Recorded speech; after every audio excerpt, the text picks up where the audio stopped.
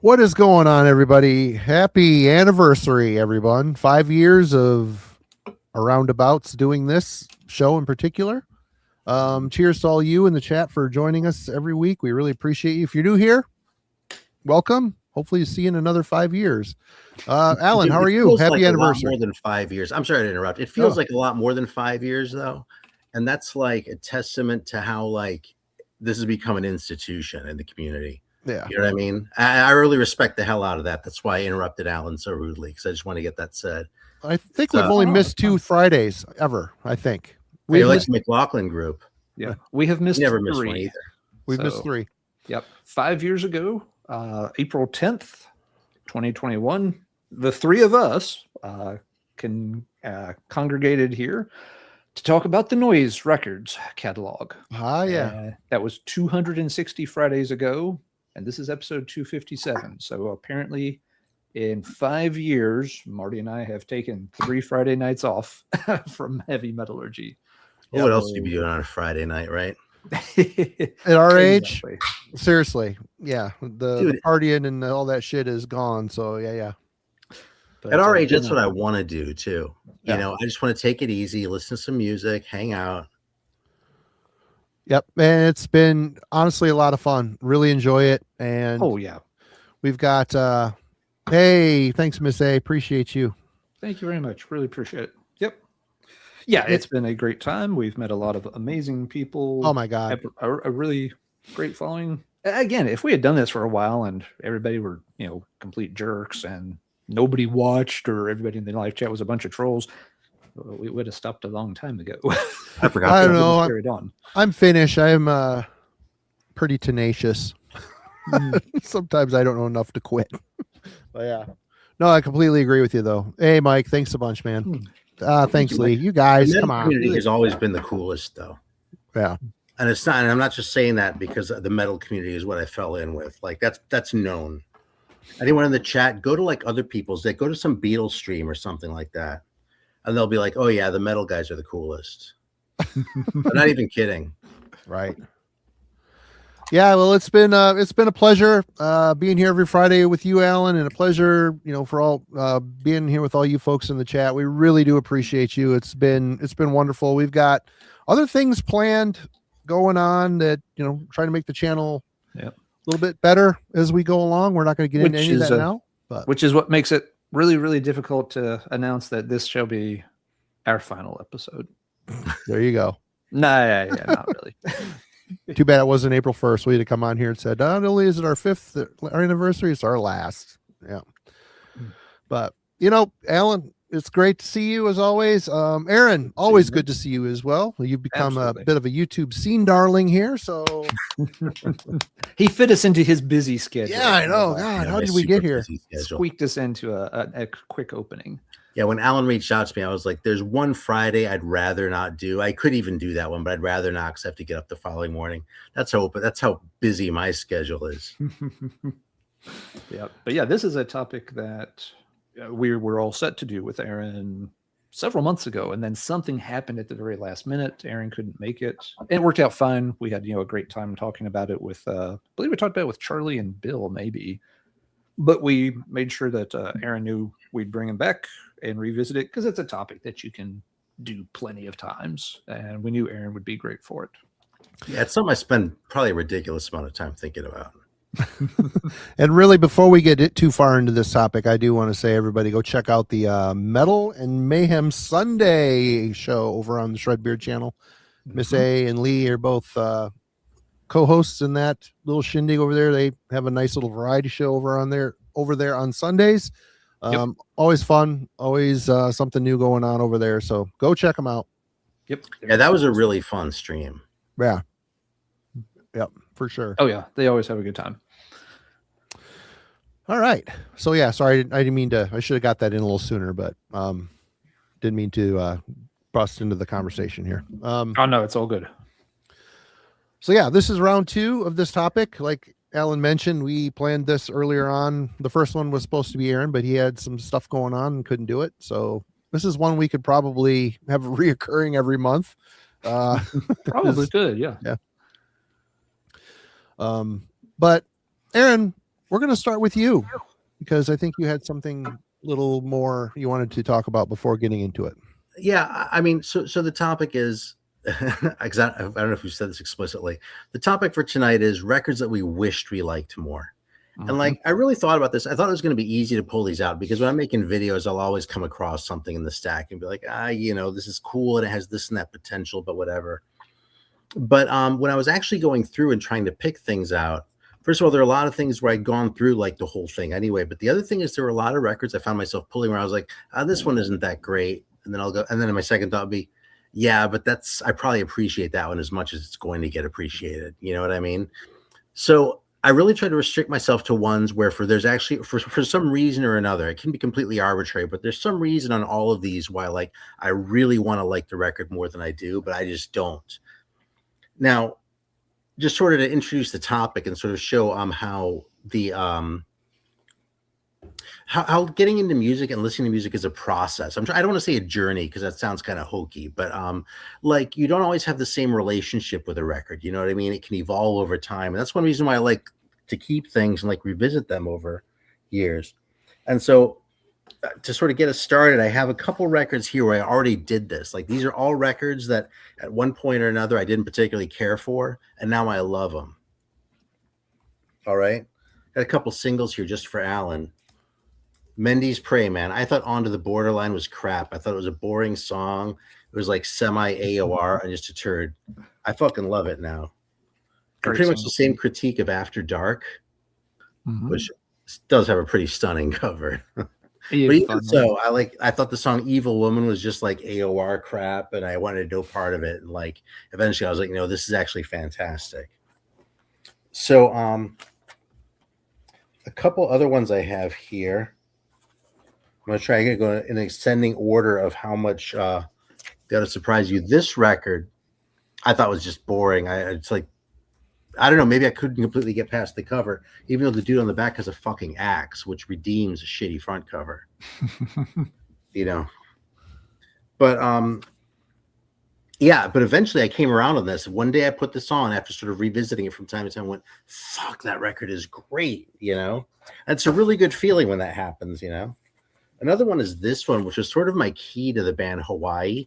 I had One Nation Underground and The Natives Are Restless, which I found for $1 actually when I was living in LA. I found it in a dollar bin. But I thought those were both kind of mediocre. And then I got my hands on this one, and this one I was like, oh, this is fucking great. And then like after I listened to this one, I like the other ones a lot better too. So this one totally like brought me around on Hawaii. Trying to keep this moving. Liege Lord is another one. For a long time I couldn't really get into him. Then one day, same deal. I put it on and like its greatness revealed itself to me. This Explorer record, which is sort of a cult favorite, you know, this is another one where I was like, it's just kind of lame, you know. But no, it's fucking great. And I'm gonna come to the ones that are just gonna surprise you, man. This fucking record. I love that record.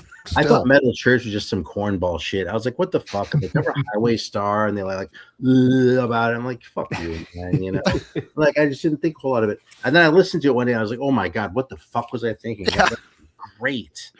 You know, I mean, it's great enough that I went for an original with the blue label. Yep. I don't know if you can see it through the thing, but yeah, I have a copy of the Electra press too, but this is my original. So that's how much I like it now. I've come around on that one in a big way. And the last one, man, right here. I came late to Judas Priest, man. I didn't get really. I was too. Yeah. Until I was in my 30s. Me too.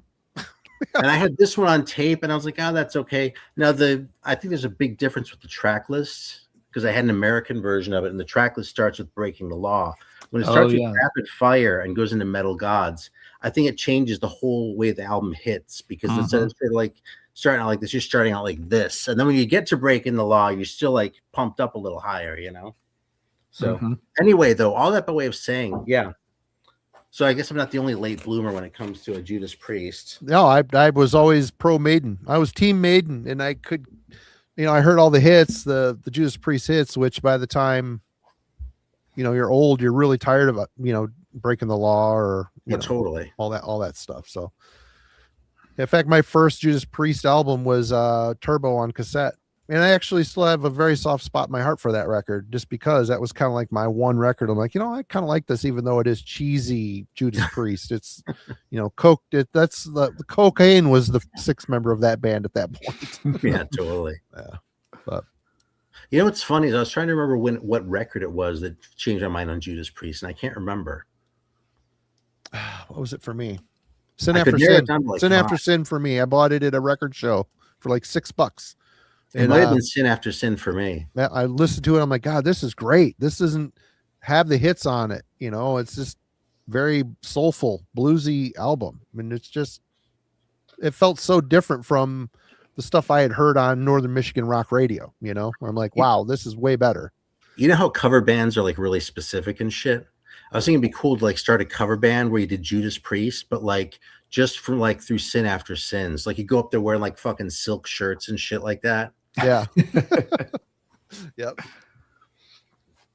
Well, okay. Well, you have showed off a bunch of stuff that you've changed your mind on. Why don't you get us going with one that you're still wish you liked better? All right.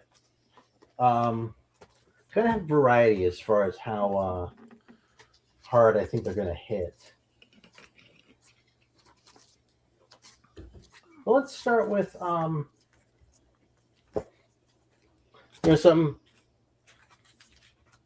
Let's start with this one.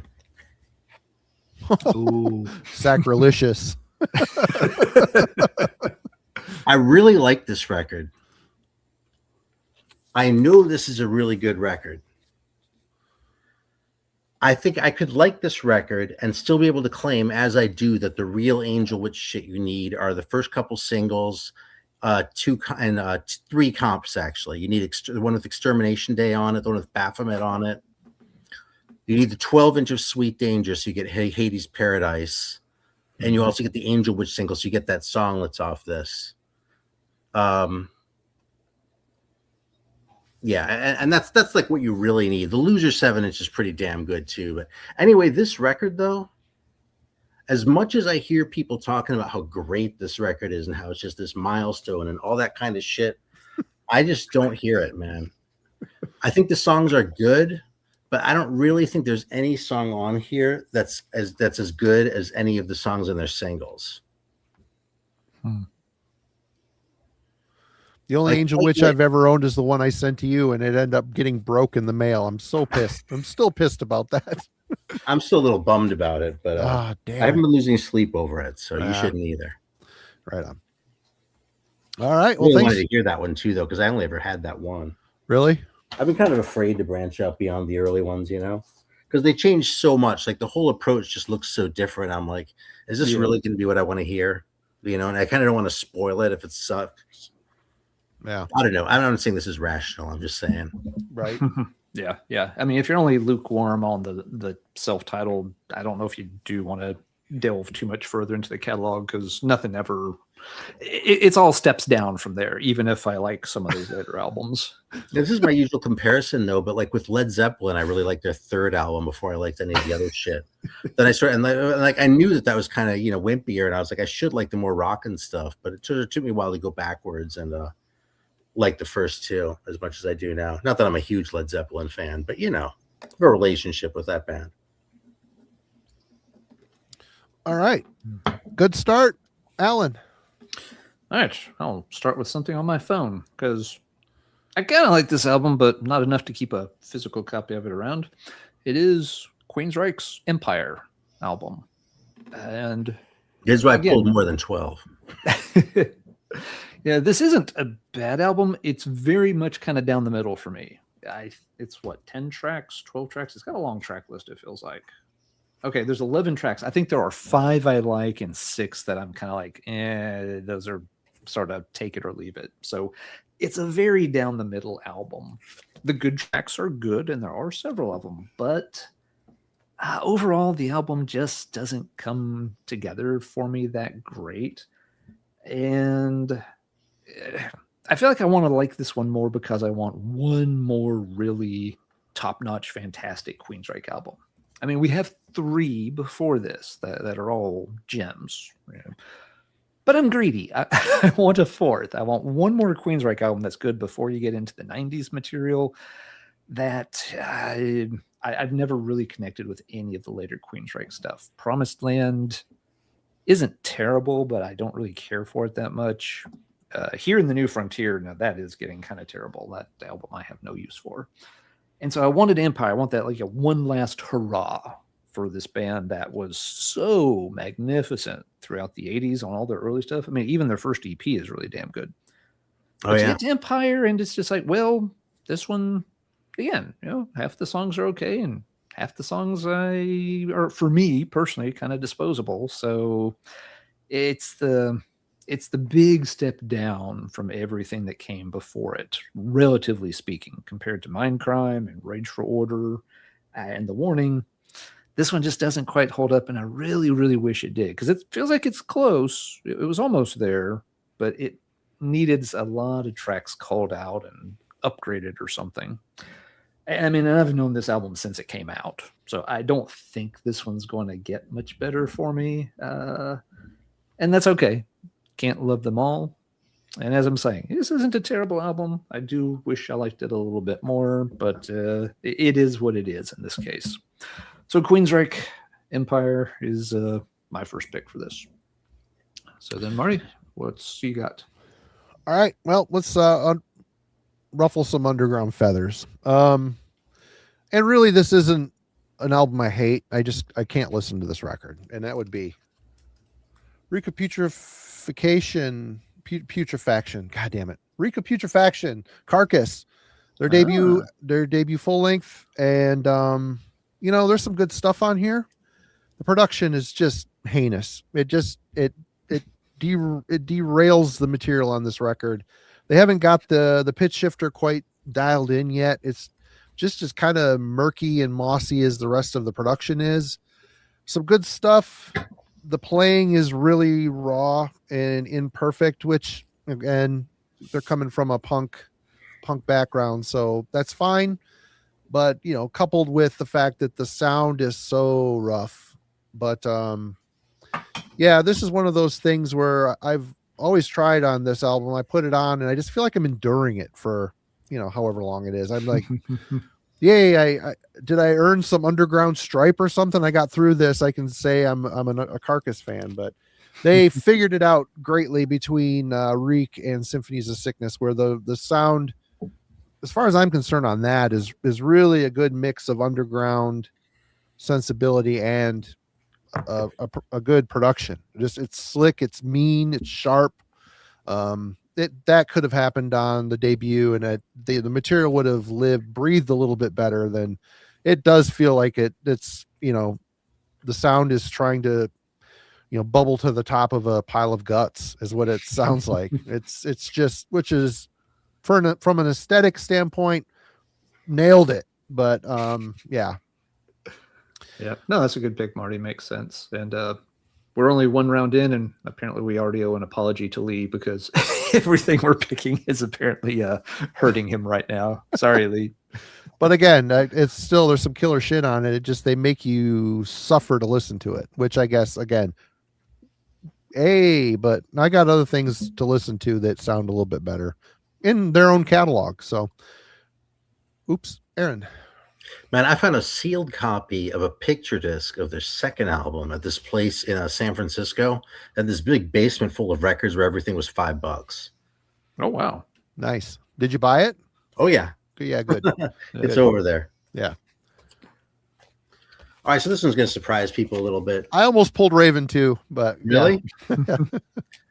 I really appreciate Raven a lot. Yeah. But I appreciate him a lot more than I like him. They just played Reggie's in Chicago last night. I watched about half of the live stream. Yeah. And they still, for a bunch of old farts, they still rip. They're still a good band. In California, the bars have to close at 2. When I saw them in San Francisco, they played like right up till 2 o'clock. Like they got up there at the time, like Stone Vengeance was one of the opening acts. And Raven was the headliner, and they were fucking energetic and shit. And they played like the guys, like the bouncers and shit, were like getting nervous because they're like, we gotta like this has to be over at 2, you know. So they finished right at 2, and they like practically shoved everyone out the door. I wanted to get a shirt, and I had to like stand around for like half an hour outside the venue trying to sweet talk people and to let me buy a shirt. Right. I ended up getting one. But yeah, Raven, man, they do everything right. Like by the numbers, Raven is fucking fantastic. You know, I should love that band, but they just don't, I don't know, they just don't give me that special feeling, I guess, you know? It's kind of a thing. And again, they're technically very proficient. They're a great band. The consummate power trio. They're 100%. fantastic. They're so good. And I own like 6 or 7 of their records. And every time I acquire one, I'm like, yes. And I listen to it a couple times, and there it goes. It's filed. It's like, doesn't come out very often. I don't know what it is. Frosty's saying the pinnacle of their career, or the pinnacle of Raven. That's why I pulled that one, because I have a couple more Raven records. You know, I have the first 2, and I have neat pressings of them. I think one of them even has the poster in it. But that's the one I pulled because that's the one where like that's kind of the one where everyone agrees that's like Raven in their prime, you know. And that's why I pulled that one, because I'm not there with it. I really want to like them more. Yeah. Good pick.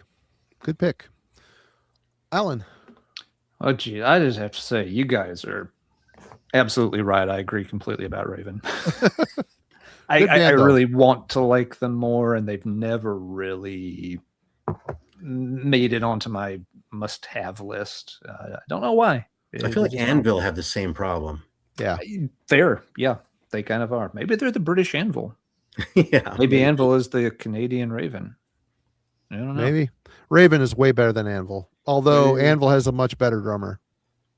Here, I think Raven is a better band, but I think I like Anvil better. Really? I think I like the songs better, basically. But as far as a band with the energy and like the delivery, I think Raven might have the edge. This is a more interesting conversation than I expected. I thought it was going to be a throwaway comment about Anvil, you know. But now that we're talking about it, it's getting some traction here all of a sudden. Yep. There are 2 Anvil records I really like. Which ones? Metal on Metal. Metal on Metal, and the one right after it, Forged in Fire. Yeah, those are the best 2. Yeah. They played twice in Traverse City here in the same day. It was cool. Wow. They did the Traverse City Film Festival to debut their movie. And after the movie, the curtain went up and they came out and played like 3 songs. And then they played a bar here later that night in front of 10, 15 people. It was cool. Well, I didn't get to see him play at the time, but I did see the movie at the Red Vic in San Francisco, if anyone knows San Francisco in the chat. A couple of folks have been mentioning, being to some of the places there. All right. And then I did see them in Greenville, Anvil. I've seen Anvil probably about 5 times in my time. Well, the place in Greenville was tiny. Right. Yeah, they have a new place up here, so maybe next time they come through, it'll be a better venue. Let's see. I'll stick to some new wave of British heavy metal. I know we've got Frank and some other fans in the audience. This album I wanted to like so much more because I like the band and they did some good tracks, but the good stuff is on the singles and EPs. And this album feels a bit flat. It's the A to Z album, The Witch of Berkeley. That was one of the ones that I pulled out. I looked at and I think I like this one just about as much as it deserves. Well, you probably do, and I probably do too. But I wish I liked it more because it's their only album. Yeah, A to Z had a very short lifespan. They put out a few cool tracks, really good high energy stuff, and they quickly got picked up. Frank, this is not a major. Frank says I'm out. Sorry, Frank. But yeah, because this was crap. What label were they on? MGM? MCA, maybe. MCA, maybe. Yeah, it's one of those. A lot of those were on MCA. But then the the label kind of was like, well, instead of actually giving you a proper recording budget to go do your first debut album, let's just record you live and put that out, which shows kind of a lack of confidence. And then the live recording isn't that great sounding, just in terms of sound quality, which is understandable. This is, early 80s UK small venue. I would hope that would be better, man, because that worked for the MC5.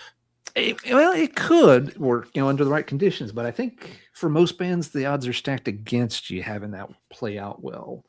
And some of the tracks on here might have sounded pretty good on a studio album, like The Witch of Berkeley. But on here, everything just sounds a little muddy and a little flat, so you're losing some of the energy. It also feels like it's a little padded out in the live sets. There's one or two that feel like they kind of just drag out for the sake of it to make it feel like it's more of a full length.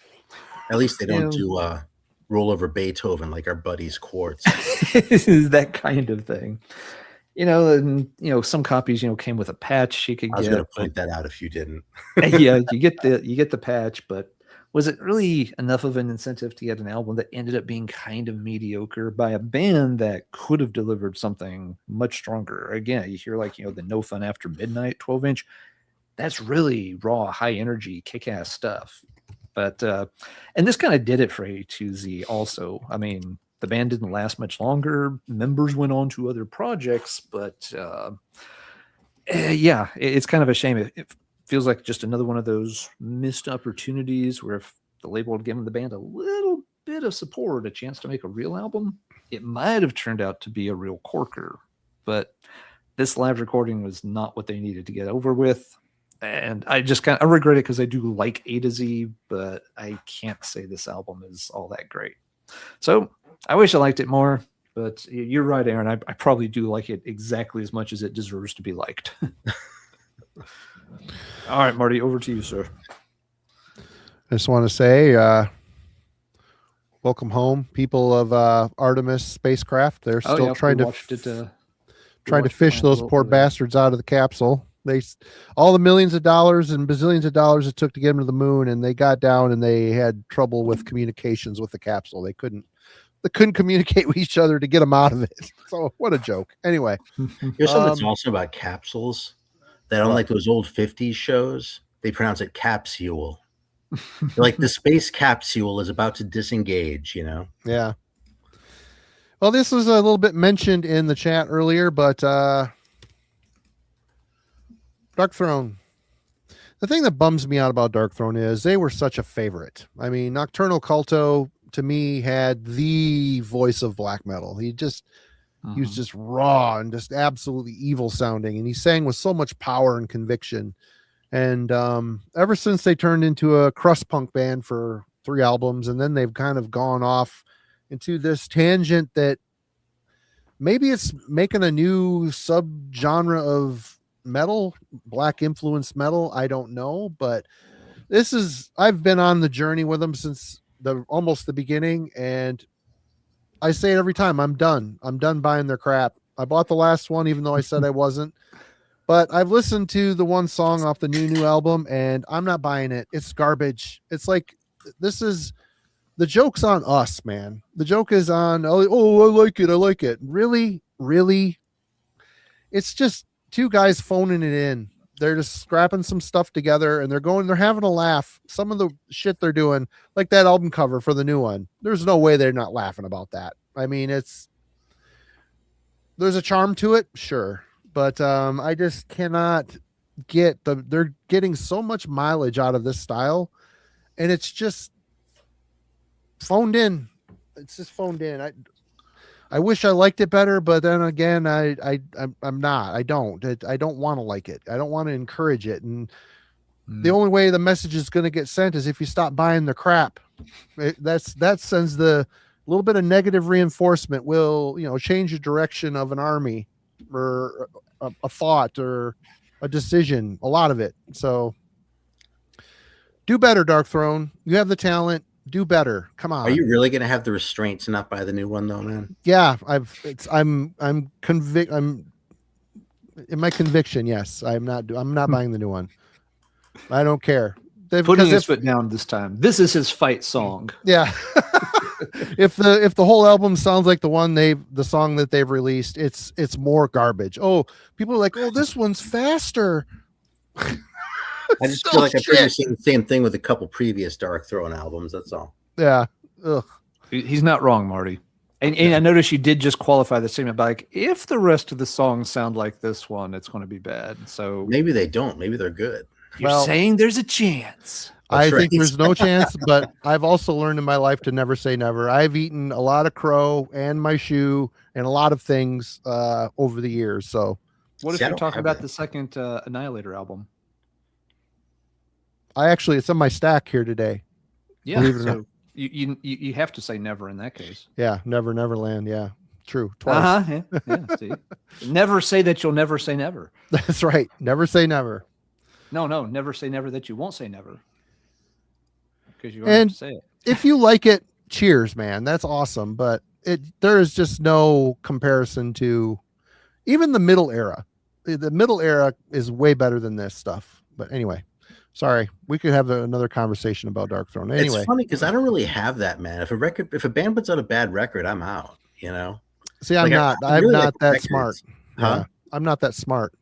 Well, but I think most people listen to it more the way you do too. Where it's like you latch on to bands. You know, I really don't latch on to bands in the same way I latch on to records. And I mean, sometimes that means I'll go out and buy a lot of records by a band. Yeah. You know, there are definitely bands that I love who can kind of do no wrong in my eyes. But if they find a way to do wrong, I'll cut them loose. Yeah. I can be kind of mercenary like that too.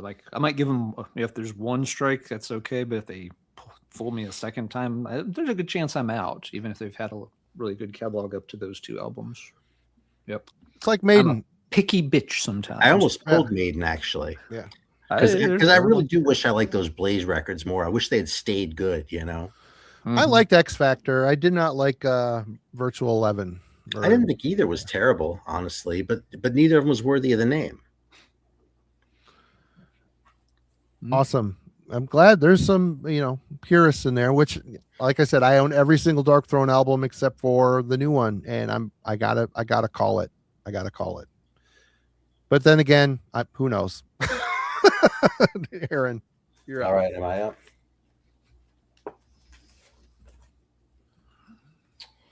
I'm on the fence between these two. I have one that's just kind of a joke one, although it's true. You know something? Let's do this one. There you go. This Frank, is a really good Frank, album. take it easy in the chat there, Frank. Frank First is of flipping all- tables. Down, boy, down. First of all, Take you're it never easy, going to soldier. convince me that any of this Brian Ross shit is as good as the Trev Robinson stuff on the single and those two songs on Rock's Caliber. That is the best this band ever sounded.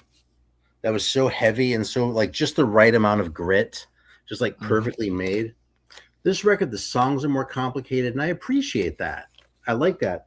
Brian Ross's vocal delivery is brilliant. I mean, he's a much better singer technically than Trev Robinson, you know?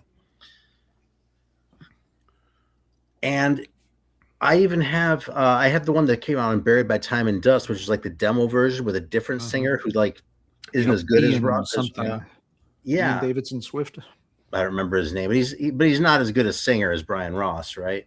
Right. So it sort of changes how the whole thing hits. I have not like been able to get into this record the way some people just like love it and like think it's the greatest fucking thing ever. It's just I've never gotten there with that guy. You know, I really like that record too. I want to be clear. You know, I would give that record at least a 7 out of 10, probably an 8. But I don't appreciate it as much as some people do, and I kind of wish I did. No, that's a really good pick. My issues with that album are long documented and very thoroughly so. All right. Ashbo never understood the title. That's because it's a dumb title. Court in the Act, my ass. Yeah. That's just like an easy one, you know. It's like I can take that out of it because that puts a thumb on the wrong side of the scale. You know what I'm saying? Hey, thanks, Tim. Thank you, Tim. You're too kind, man. Hope everything's good with you. Indeed. Always good to see you on a Friday night, man. Yep. We miss your comments and dissertation on Wednesday nights, brother. Are you skipping album club, Tim? He's been skipping album club. He needs to be reprimanded. You picked a Yob record, so I mean, can you really blame them? I didn't pick a Yob record. Sorry, Logan. I'm here for Yob, man. I'll take Logan's side on I haven't this. checked out Yob in a long time, so I'm just goofing. I have like 3 Yob records. I think that's as many as I need. I think I have one, and it's been a long time. I was surprised how many there were. Yeah. There's a pile of them. Yep. Yeah. They're probably all Wade. good. and I'd probably play them all if I had them, but I would just play them less often than the ones that I play. And like the amount of enjoyment I got out of it wouldn't change. It would just be sort of, it's like the essence and the accidents in a Aristotelian philosophy. Yeah. Like the essence would stay the same, even if I was listening to different records. Looks like Logan's going to have to change his channel to the Metal and Beer Yob. That's my phone, sweetie. All right, Alan. Okay, let's go back to the phone for this one. Band I like a lot, have a lot of great albums, and man, I should like this album more than I do. But for some reason, this one doesn't click. We're talking about Jag Panzer and their album Thane to the Throne. This one came out in the early 2000s. They were well into their comeback reunion era. And I'm really glad that went well for them. They were a band I wanted to see get more attention, and they did. They have had a pretty good run of things since they got back together. Thane to the Throne should work fantastically for me. I mean, it's a concept album based on Macbeth. It's extremely well written. Harry Conklin's got a voice that can do this kind of stuff justice. And I play this album, I just never really remember much of it. It's one of those albums, 10 minutes later, I don't think I could hum a single part of it. And I want to like it, but it just never does anything to stand out. It's not that it sounds bad in any way. It's not like it sounds radically different from other Jag Panzer albums that came out around that time, which I tend to like the other albums that came out around that time. But this one is just always, it goes in one ear, out the other, and that's it. I'm just like, but it's such a cool idea that they're tackling a Shakespearean play on a heavy metal record and pulling it off, except the songs just don't stick. And I really wish they did. I want this to be like, one of the best Jag Panzer records, one of my favorite Jag Panzer records. And it's one of the Jag Panzer records I don't even own a physical copy of because I never would play it if I had it. So yeah, it's a disappointing one. Maybe one day it will click. I don't know. But at the same time, I mean, I've got a good handle on Jag Panzer material, and I like a good chunk of it. Not all of it. They've had a few missteps here and there that people can agree on. I don't think this is a misstep people would agree on. I think a lot of people do enjoy this album, and I wish I was one of them. It's got all the right components, except the songs just do not stick. So I always see it and I'm just like, man, I should like that album more than I do. But something's missing, and so be it. Jag Panzer's Thane to the Throne. This doesn't quite get there for me. So that's my pick for this round. Marty, what you got? All right. I feel really bad for picking this one because the circumstances surrounding it, it's kind of understandable why it doesn't feel like a completely fully realized album. And that would be Contreras by Voyad. This is post Piggy's death. The first one this is the one that came out immediately after his death. Basically, he knew he wasn't going to be around long and feverishly started writing songs and recorded them to a click track on his computer with the instructions for the band to get his computer and get the songs and finish the material. It would be this album in Infini. Mm-hmm. And there's some good stuff on here. And I feel kind of bad for Jason Newsted because he gets out of Metallica and joins Voyad, which underground scene credits all day long. I mean, going from a massive band to a band that after all these years, still they're put on weird tours. A cult classic band. They're a cult classic band, man. People either love them or they don't get it. And so cheers to him. And he was kind of the driving force, and he put some money into them. He kept them alive. He paid them. He made sure that the guys in Voyad made money. And so yeah, getting these records, it just sounds, they did really well for the circumstances. They're all grieving their friend, understandable, but yet which I guess would be a good rallying cry to see that his, life's work made it through Yeah. and got finished. So, I mean, so I feel like a dick for saying this album is very good. Well, I still like it. I've listened to it when me and Jeff revisited the catalog for his book. I still like it, but it's very, I mean, even their comeback album, the self-titled where Jason first joined, it's a lot of rock has entered into the Voivod stratosphere creatively. So they've changed a little bit, but it was still unique enough to be considered Voivod. But this here, it just feels like it could have been a little more fleshed out. Now, the band, a band rehearsals where they work and beat on these songs a bit and make them better. That just wasn't happening this time around. So yeah, understandably so. Yeah, I mean, like you said, that's a hard way to build an album too, having to take just guitar tracks and figure out what the heck to do with them when the guy that wrote the guitar tracks has passed away, and you're dealing with all the emotional fallout from that. It's understandable why that one doesn't necessarily hit the mark for a lot of folks. Right. All right. Aaron is back. Well, I'm going to follow Alan's lead and one-up him. Oh. Now Alan's flipping tables. No. Good night, everybody. Bring him back. There he is. I was trying to.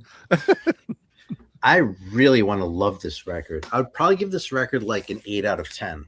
Okay. This is a very good record, but this record doesn't make me feel the way it makes Alan feel. And I kind of want to feel that too. I mean, it's great. It does everything right. It's a fantastic record. It's awesome. Like, even more than like fucking Raven, like by the numbers, this record was fucking made for me. What is it then? Might be that nobody has a mustache on the back. Seriously though, I don't know what it is. I really like this record. It's just, it doesn't, Yeah. Like, I listen to that record and it makes me want to listen to Manila Road. It's like I need to finish with Manila Road or Manowar or someone like that. You know what I mean? Yeah. They sort of edge me to that point, and then All right. Poor Frank. Alan. Frank's getting a little beat up here tonight. Frank and Lee are going to have like some kind of abuse survivors meeting after this. Yeah. I don't know if this will do any better or worse for them. This is a band I love, and most of their albums I rank quite high, but this one I've always had trouble with, and I wish I didn't, because it's an important album in their catalog. It is No Exit by Fate's Warning. It's the big transition, breaking in the new vocalist, kind of starting a new chapter in the band's history. And for a lot of people, they really get into this album. It's got the big epic sidelong Ivory Gate of Dreams thing going on, so a big very technical piece for the band. And I don't know, I wish I liked this album more than I do, and it wouldn't be hard, because to be honest, I don't like the album very much. So I feel like it's a low bar for me to clear just to like it a little more, and it never has come together for me. I've owned it in the past. I revisit it once in a great while, and it always just leaves me wanting. I mean, the albums that come before it are, of course, great. The albums that come after it, I like. I know Marty's not, as much into, the older era stuff. Perfect Symmetry, Parallels, Inside Out. Those are fantastic albums for me. There's this like one album right there in the middle of that run that is just like, sometimes I forget this thing even exists, because I just don't. It's like I want to pretend it's not there. Just like, I like all the stuff through there. Well, and then there's that. So I really do wish I could just say it was a clean run of Fate's Warning albums, until something happens later on. There are some other dips in the catalog, but not until much later. But this one I've never been able to come around on. and I wish I could because they're a stellar band. And I'm sure there's great things about this album. I'm not saying it's I don't think they did anything weird. I don't think they drastically changed styles, jumped off a cliff, hired the wrong vocalist or anything. But I can't give the album really high marks, and I wish that I could. So sorry, Fate's Warning. There's one blemish there in the early catalog that just isn't right for me. Maybe someday. It is one I'll keep giving some chances. I feel like this one maybe has a chance to break through one day. Like Aaron was saying, it's a process, and maybe I'm just not quite there yet. Maybe I haven't found the exit, and I will, but it hasn't happened yet. Oh, well. I agree with you, man. I think the songs are... Yeah, okay. I didn't know where you stood on this one. They're a little wandering, and, Ray's trying to sound like John on half of the album, and he isn't John, and...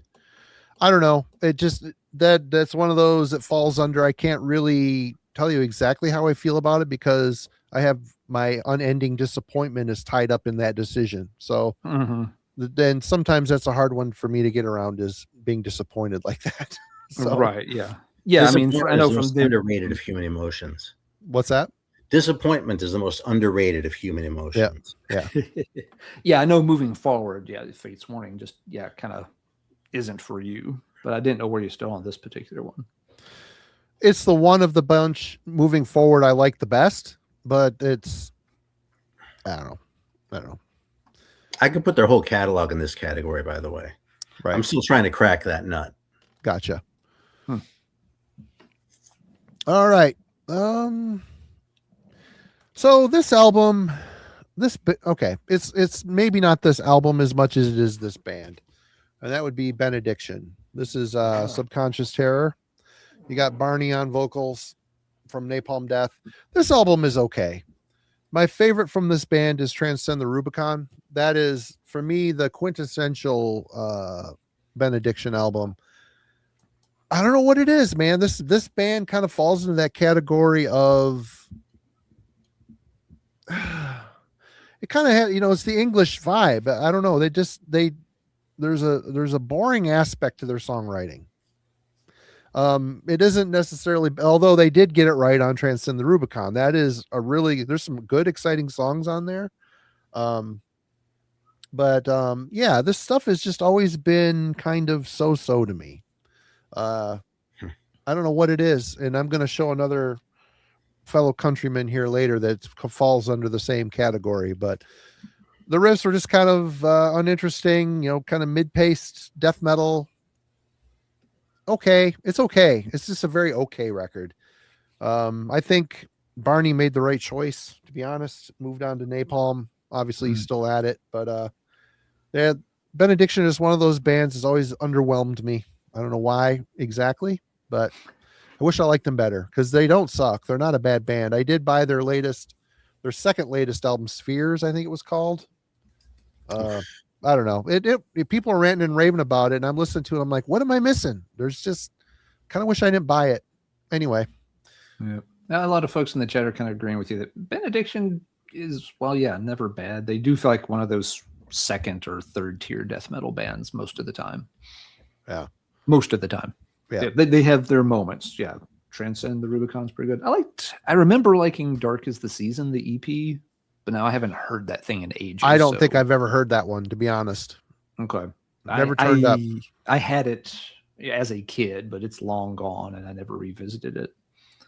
And then then they got on, they might've been on Metal Blade for a while. I was getting their promos and everything that like Grind Bastards and saw all these other albums they were putting out. They're just boring. Just absolutely boring records. I could hardly get through them.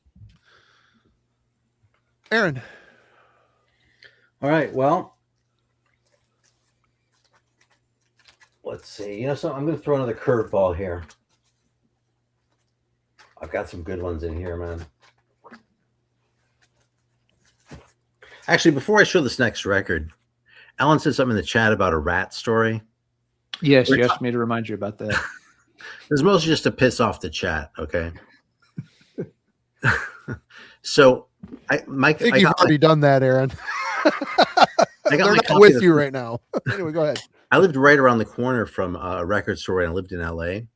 And I went to their dollar section. I was like flipping through, and I grabbed a copy of the first Rad EP for $1. And I was like, I'll give this a chance. What the hell? And I brought it home, and I like looked at it, and I realized it was a later pressing because it had that color picture on the back cover instead of the black and white one on the earlier ones. Yep. Mhm. So I went back to that same dollar bin and looked at the rest of the Rat first EPs and found one with the back that was like the earlier pressing. I took that one home, and that's my copy now. That's how many Rats there were in the dollar bin. Wow. Wow. Yeah, I got my copy of The Natives Are Restless out of that same dollar bin, and the Argus record. Yeah. A couple good ones. My copy of Holy Diver came out of that dollar bin, actually. Mm. All right, here's the next I'm going to show, though, man. Thin Lizzy. Yeah, that's a bummer. But This is probably my favorite Thin Lizzy record. I've had all of them. I've kept a few. And you know, I care enough to get like the good cover, like the gatefold. There's like the one where it's just die cut in the thing and there's an insert, but this one actually has the gatefold, you know.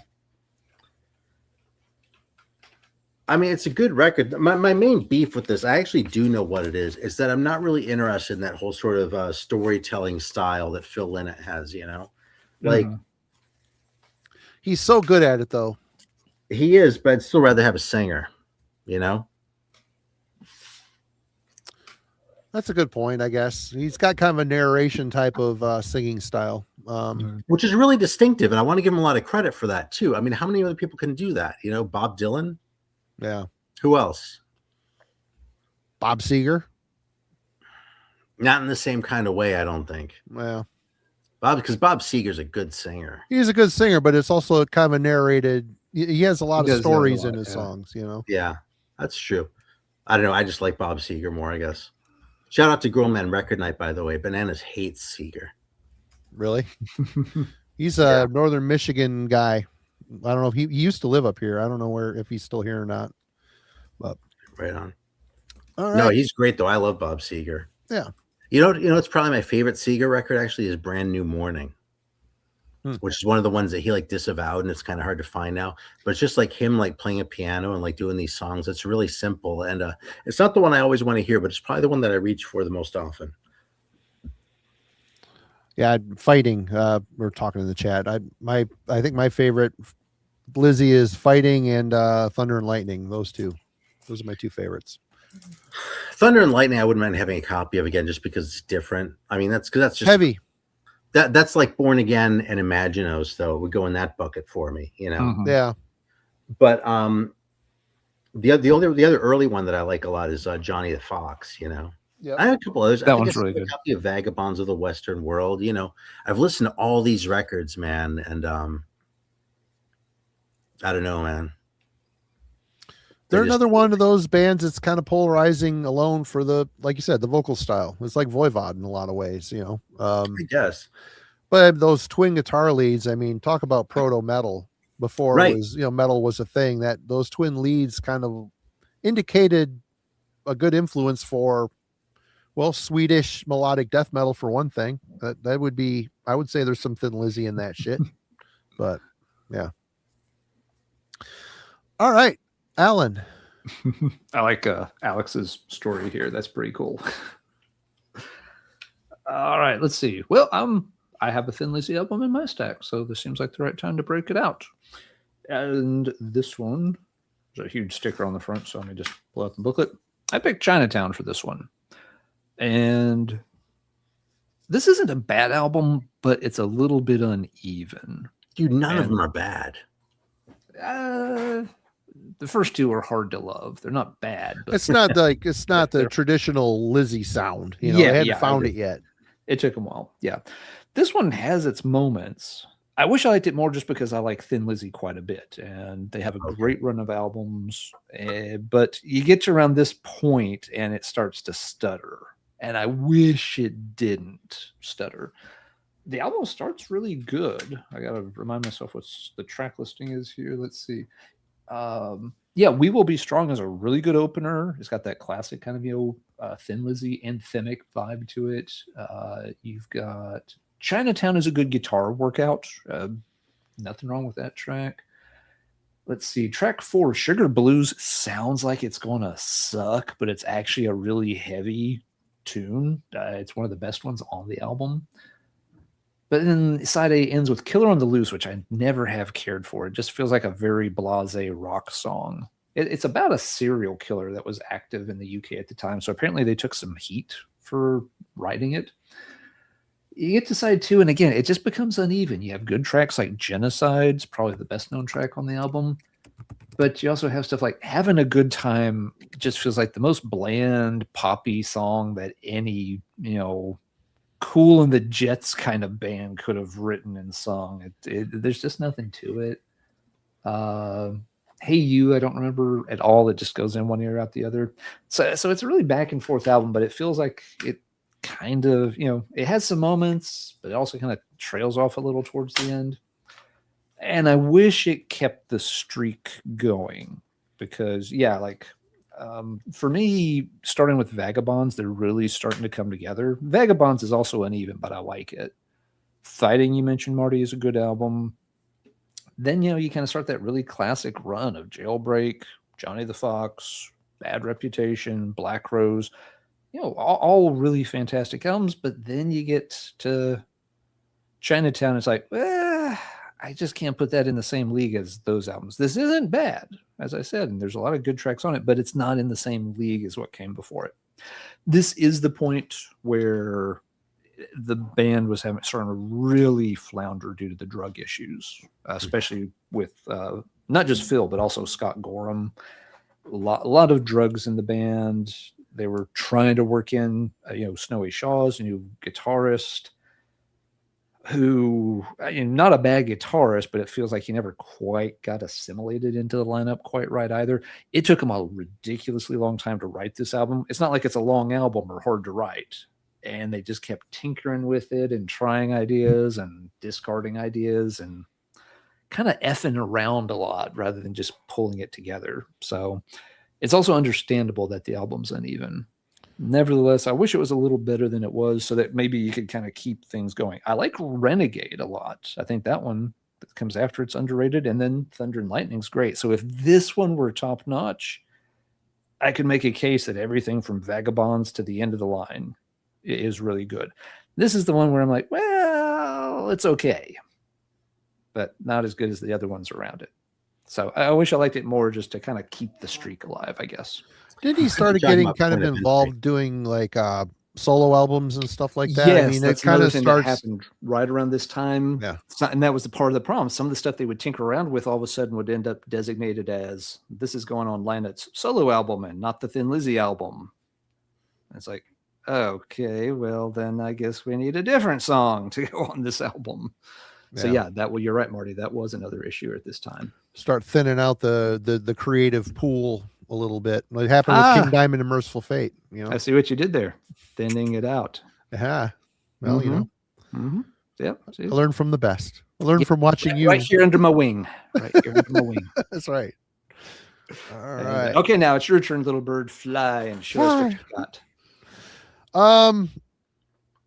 I just don't like this record, and I wish I did. Kveldsanger by Ulver, the second album. This thing is it's just random little treatments. Okay, here's the acoustic guitar piece. Okay, here's the vocal treatment. We we do this for 3 minutes, and you could tell the main guy went away to military service because the band is just kind of doing stuff to remain productive. I put it on. It's okay. It isn't Bergtot and it isn't Netten's Madrigal. And really, I wanted to like it more because, moving forward, I'm not going to sit here and say that what Ulver did after their black metal era was bad. I just really didn't care. Wasn't really a mood I was in. And I didn't want to connect this band with that style, but Bergtot, absolute classic. Netten's Madrigal, absolute classic. This here, it's interesting. I own it on, for an album that I could care less about, I own it on CD and vinyl. And this is a reissue. So I bought this already knowing my thoughts and feelings on it. Again, this is, me and Alan, we share this sick little monkey. He gets it on the weekends. I hang on to it for the week because he's busy with work. So it's how it works. But yep, over. Aaron. All right, so we're gonna go for a little intermission here. This record I've actually shown a few times, but it's been a while since I've shown it. I showed this in a couple of my really early videos, and people were like, "What the fuck?" Are y'all familiar with the Pig album? Nope. Yeah, Pig original first album. Yeah, check this out. The squeaker's supposed to be in the nose, I fell. Yeah. but it sort of slipped with time. Came unglued. Okay.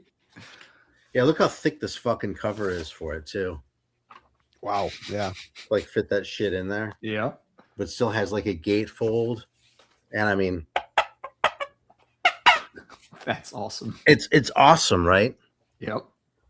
It's just not very good, the record, man. What is Say it? it ain't so. It's like 60s like Japanese, like beat, sort of poppy beat stuff, I guess. It's just I really want this to be like a psychedelic gem from Japan, you know what I mean? I really want this to be like the Flower Traveling Band or even J.A. Caesar or someone like that. Like something that would really sort of blow my hair back in some way or another. And instead it's just kind of lame, man. And I really wish I could find a reason to like it. I even like other Japanese beat stuff. I really like the Jacks. They're really good. And I can hang with like the Mops, or the Golden Cups even. The Golden Cups weren't great either, though. But Pig, man, I don't know. They had the cover more than like just about any other band ever. But they just kind of suck. And I really wish it weren't so, man. Yeah. All right. Ellen. All right. Let's see. Somebody mentioned this one in the chat a minute ago. I missed the name, but it was in the stack. So I just had to do the Thin Lizzy one first. Candlemass later on. And I picked Doors of Doom. I could have picked a couple of other ones, though. These newer Candlemass albums, I wish they were a little better than they turn out to be. They're never bad, but they also don't really capture the spirit of older Candlemass. And especially with the last two, when Johan Landquist came back on, I think folks were really excited for something special to happen there. The albums during the Raw Blow era ranged from really good to Really bad. Time to make a change. And so, getting Landquist back, the guy that they wanted as their vocalist, from the start, and he wouldn't stick around after Epicus, and now he's returned. It felt like the stars aligned for something really special, and it's fine. This is the definition of one of those albums that you buy it, you play it for a week or two after you get it, you put it on the shelf, and 3 years later, you're like, what the hell is that? Oh, yeah. It just sits and collects dust. It's not strong enough to outcompete the other albums in their own catalog. And their catalog's big enough that how often do I want to hear the 8th best Candlemass record? Not very often. So but I wish it was better because I love Candlemass. They are one of those bands, I'll always check out what they're putting out. But at this point, it does feel like it's been a long time since they put out something that was really top notch. Again, it's rare that they've put out an album I would say is bad. It's happened. There's a couple I'm not that keen on, but the new ones, they're not bad, but they just don't do anything to stand out and make me want to keep coming back to them. And I really do wish they did, because they're one of the classic Doom bands that I grew up with. But yeah, again, I could have picked the one after this too. Was it Sweet Doom Demon? See, I can't even tell you the name of the most recent Candlemass record, and I own it. It's sitting there on the shelf behind me. Couldn't tell you the last time I played it. They end up being just another Candlemass album, which makes me a little sad. Every Candlemass album should be something special. And these, for me, just aren't that special. That album you showed is okay. I agree Yeah, with you yeah. on this, though. And really, what they need to do, they reunited with their original singer, which he made one album very special. But ultimately, the heyday, the thing that everybody cares about is Messiah.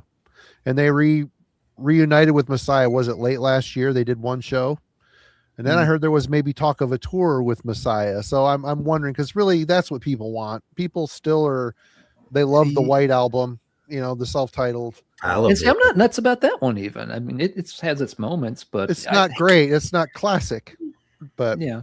Candlemass can function without Messiah. The two 90s albums, see, I love both of those. I know many people don't. I say both. I should say Dactylus and From the 13th Sun, because there was chapter 6 in the 90s too. Candlemass can function with a different singer. You're right, Marty. People are always going to whine about getting Messiah back. I think they could function just fine with the right vocalist. I don't think Landquist's even the problem on these. I think something's just off in the songwriting. Again, they've done it for a long time. Leaf has written Lord knows how many riffs. he might be just burnt out. They may just be a little He's tapped. short on ideas. Yeah, it could be. I hate to say it, but it's possible. But you're right. If they announced Messiah was coming back from an album, yes, the Doom Underground would lose their collective minds. I would go. I would temper my enthusiasm, but it would be hard because I'd want it to work out. I would. I'll tell you one thing though, because we talk about the Spidey sense a lot, or at least I do. But like we sort of talked about records just sort of like give you a little tingle, and it's going to be good. This isn't quite that because this is a little bit more sort of considered. But a record like that with would you mind showing the cover of that thing again real quick? Yeah, no problem. So they resurrected that logo from their first album and used that as a centerpiece for the new one long after the fact. That's a band on a downward trajectory. Anytime I see something like that, I'll pass. It can be a warning sign. I know where you're going with that. Yeah. I get that they wanted something to kind of visually connect the fact that Landquist was back in the band. But when you're looking backwards, that can be a bad sign. Yeah. Yeah, I just had another example of someone doing that too, and I lost it. But whatever. Maybe it'll come to me later. But anyway, when I see something like that, my Spidey sense anti-tingles. Stay away. Right. I saw them. I've only ever owned Messiah albums, and the first one, to tell you the truth. But I saw them when Rob Lowe was in the band. It was a really fun show. Yeah. No, he was good with him for a while. Oh yeah, they're great. But it wasn't like Messiah, So I'll admit I'm as much of a sucker for Messiah as anyone else. I'll own it. Yep. What I understood was the reason why King of the Grey Islands was so good and stood alone from the other albums in Rob Lowe's tenure with the band was the guy that sang the material on the demo before Rob joined the band. They demoed King of the Grey Islands out. The guy that sang that wrote all the vocal harmonies for it. And like you listen to that, the title track towards the that album, he sings his ass off on that. Just completely awesome structuring of the vocal cadences and everything. And then when Rob Lowe was doing it himself, like on that Death Magic Doom album, all he did was follow the riffs, and it was so boring. The music wasn't that interesting, so he would have really had to put his thinking cap on to come up with some interesting vocal melody lines over that. But I mean, it's almost like the music was predetermined to be just follow the riff verbatim over it. And it was so fucking boring. I just couldn't wait for that album to end. Every time I put it on, I'm like, what am I missing? It's just I don't mind that album. I think that one's okay. It's not as good as King of the Grey Islands, but that one doesn't bother me. The one after that, I think, is where you start to see the cracks really that showing too. through. Yeah. With Psalms of the Dead. Someone just mentioned too, they like Psalms of the Dead. That's cool. That one's for me is like I'm just like, I'm not sure what's happening here. Yeah. All right. Well, this is a group that got together that should have been. I mean, you got the return, the rejoining of my guitar duo, the guitar duo that I love, and that would be Denner and Sherman. They put out an EP, they put out a full length, Satan's Tomb and Masters of Evil. And then they employ the singer Sean Peck, who was the singer for Death Dealer and Cage. And he does his best King Diamond-esque singing style on here. All this makes you want is for Merciful Fate, and it isn't because the material is exceptional. Some of the songs on here are good. The guitar playing, the solos and stuff, it's good, but the magic isn't there. The magic found on that early Merciful Fate stuff, there was just something in the water in Denmark. I don't know what it was, but they completely were so locked in the sound they arrived at, the way they constructed the riffs for the songs, how alternate guitar lines coming together to make this sounding like demons laughing in the music. How did they do it? And I mean, obviously they return and they don't even know. For one thing is you take the classic analog recording away from the old guard, it changes them. So you've got these digital albums, they're trying to write modern music for modern times, and that's not where our appreciation lives. You know what I mean? It's like the same thing that happened with King Diamond. As soon as King Diamond moved to the US and started recording in Dallas digitally, it loses that mystical aura that was so important to what the essence of that, Merciful Fate in particular was. So, I don't, these aren't horrible. It could have been. I wish I liked it more because, like I said, it's like one of the best guitar duos in metal, and it's kind of feels like a wasted effort. Aaron, All right, well, I'm gonna one up you, man. You ready for this? Yep. Yeah, that's kind of crazy talk. That's why I want to like it more than I do. Yeah. Right. Because it's clearly really good. I mean, the pictures on the back kind of look like, they don't look like Olin Mills, but they look a little close to it for the back of a metal cover, okay? Timmy Hansen with the pirate patch. Huh? Timmy Hansen with the pirate patch has always got me. Yeah. That's kind of dank, though. I mean, everything about this, though, this should be so cool. And I swear, from the time this record came out, I remember this got 7 points, which was the maximum in Metal Hammer magazine in Germany. They were like, "This is like the album of the month," And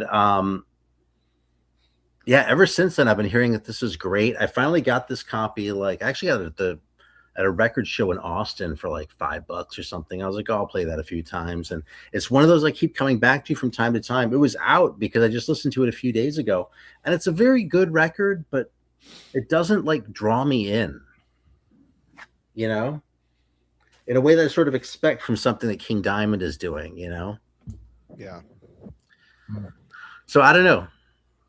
I mean, I like it enough that I've seen King Diamond twice, and that's not counting the time I saw Merciful Fate. What about Fatal Portrait? Do you feel the same about Fatal Portrait, or does that feel to you like a Merciful Portrait? What? It's like, I'm with you on Fatal Portrait. That's like the third Merciful Fate album. Yeah, it does. It has the same feeling, same spirit. Yep. That was another one that came up earlier, and we were talking about shit we gotten cheap, because I got that at a parking lot sale in LA for $25. Wow. A copy of Fatal Portrait. Nice. Well, who even bothers selling a record for $25? I mean, that's just, what are you accomplishing when you sell something for $25, man? At least charge $1. At least get a piece of money that folds. Yeah, geez. People were just so desperate to dump their vinyl when CDs became a thing. It's a thing. They were just giving them away. It's like it suddenly became worth nothing. I got plenty of great scores through, Me too. Mid late 90s too that way. But yeah, $25, geez, that's just, man. I feel bad for them, not because of just that you exchanged a vinyl album for 25 cents. Cheers, Stefano. Yeah, crazy. All right, Alan. Someday I'm going to come on here. I'm going to be like, "Fuck, Abigail is so good. I can't believe I didn't see it." You may, because it is really good. I totally believe you. Yeah, and that was the criterion. If this isn't one where I'm like, I probably like that just about right. It's like, I like this record a lot, but there's something I'm still not getting here. Yep. Yeah. Wish you liked it more. We'll just keep the Fate King Diamond. We'll do the hat trick here. I kind of feel this way about Conspiracy. And my issue with Conspiracy, I know exactly why I don't like this album as much as others. And I wish I did. This album was really popular with folks like when I went to college and stuff. Yeah, there were some of my friends were big King Diamond fans, and I, Abigail, them were albums I connected with, no problems. Here's the issue I have with Conspiracy. It's a little similar to the issue I have with Puppet Master, which I won't go off on that tangent tonight. Musically, this sounds great. No issue whatsoever with the performances on this album. The thing that holds me back about this album is the content of the story. Because up to this point, King Diamond's, very much stuck to kind of, the spooky, gothic, horror kind of things. The ghost stories, the possessions, and was really good at it. This album trades that in for more of just a depressing psychological suspense story. There's not a ton of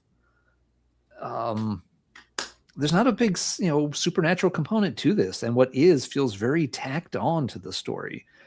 This is more of like, King being diagnosed as, some kind of paranoid schizo, but there's this conspiracy between his mom and his shrink to steal his inheritance and ditch his sisters. And, it's like, huh? What happened to the ghosts? What happened to evil spirits? What happened to the Seven Horsemen and Silver Spikes and all that? So it's like, ooh, no, it's playing out like some kind of dark soap opera. And that's the thing that is always the barrier to me. I'm just like, the story doesn't feel like a King Diamond story. It feels like some annoying suspense thriller, and that's a genre I don't really care for, whether it's books, movies, TV shows.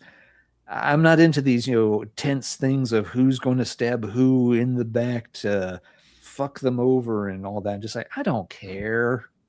Give me something else with a more interesting, different style of plot. I wish I liked it better because, like I said, musically, yeah, it's great. If I can sort of just zone out while I listen to it and ignore the story concept, it works. But as soon as I start realizing that, like, oh yeah, this is the part where, they're going to, give him a sedative so they can steal his inheritance and make off with the family silver. I don't know. It just feels lame. So that's why, Conspiracy is one that I wish it had a better story, and then I would like it more. I just don't like the story. And especially as a follow-up to them, it feels like you just completely swerved in a different direction from a classic ghost story to, again, to like, sanitarium soap opera drama. It's not quite for me. Great music, though. All right, we've completed our King Diamond hat trick. No, we haven't. What's that, Aaron? He kept his mustache for a long time too. Like, having a mustache is already like kind of awesome, but like if you're wearing face paint and you have a mustache, that's like dedication. Yeah, that's like and I don't know if you're really sacrificing, but you're doing something for your art. All right. Well, this is the true hat trick of King Diamond, because I did pull some King Diamond, but it's I was giving you credit for the Dennis Sherman outing. Yeah, this is mine is correct though, because we got Voodoo, House of God. This is the worst. Well, you don't need to like that one more, Marty. It's okay not to like that one. This one, Give Me Your Soul, Please, may be the worst King Diamond record. But it just, as soon as he started doing albums with Merciful Fate, the quality in King Diamond noticeably decreased. And mixed with, especially on this Give Me Your Soul, Please, just the constant double bass drum machine shit. If this is a real drummer on here, I'll eat this hat. There might be one listed, but I mean, Snowy Shaw was even listed on, what one was it? He was on The Eye. Yeah, he was listed on The Eye. That was a drum machine. But these albums are just, go back to the albums where you, if you don't have any inspiration, I'm kind of with Alan on the fact that every album moving forward does not have to be a story. Just make a bunch of different songs. It just doesn't have to, like Spider's Lullaby, for instance, is partially Yeah. a story and then other songs. And Fatal And what's Portrait fun. has a story in it, but there's other songs that do not relate to the story at all. So you could do little micro stories and not like have every song where you go, oh no, like whatever. These albums, there's some great guitar work on here. Andy LaRock is an absolute, never plays the wrong note. And there's some cool riffs, there's some cool songs, but these 3 albums in the catalog, Puppet Master almost made it in here, but there's some good stuff on Puppet Master. I hate the Puppet Master story, but Alan's already knocked that rant out of let me go there, man. Yeah, he's already knocked that rant out of the park before, but yeah, I can't don't let's not go there. Yeah, King Diamond and Merciful Fate are 2 of those entities that I really want to like everything by, because yes, I love the uniqueness. I love the band and everything. There's so much quality, but it's really hard to be an artist for so many years, decades. I mean, what did we look it up? Isn't King like 70 something? We looked it up here on the he's show 70 once. something. Yeah. He's just got a little kid, and his life has changed, and he's at the end, man. You can see the darkness, and to be that prolific for so long and write, everybody expects you to put out a great album every time. It's a tall order. It's got to be impossible. It's got to be impossible. 100%. And you can't hold people to that. Of course we do. I mean, we throw our dollars into it expecting it to be great. When it's not, we're like, I don't like it. It could have been better. Well, you know what? We didn't live it. We didn't write those songs. It is what it is. That's why I don't stick with it though, because there's so much other shit I can check out. You know what I mean? And so I'll just like go check out something I've never heard before and be like, maybe this is going to be great. Yeah. I'm the same way, Aaron. It's just like, if this band's sliding down, why do I want to go along for the ride when there's so many other things to explore? Yep, I get that. And to clarify, I fucking love The Eye. That album, great. The story's interesting to me. No, The Eye's cool. Even though it's drum machine shit, the songs are good. That 2 Little Girls track is creepy as fuck. I don't know. Great album. I actually bailed after them. And actually, I probably would have stopped with Abigail, but I found them really cheap. So I was like, okay, you can have $6 or whatever for it. But then I ended up getting a copy of The Eye because LJ hyped it. You know, the Biosite One channel. Rest in peace, LJ. Jesus, man. I used to love his channel. Yeah, The Eye was his favorite. So I went out and bought a copy of The Eye. And I didn't like it any more than, I mean, I liked it less than Abigail, but I didn't like it any more than I liked them. So I was kind of like, okay, fine, you know. All right. You're up. Is it my turn again? Yes, it is.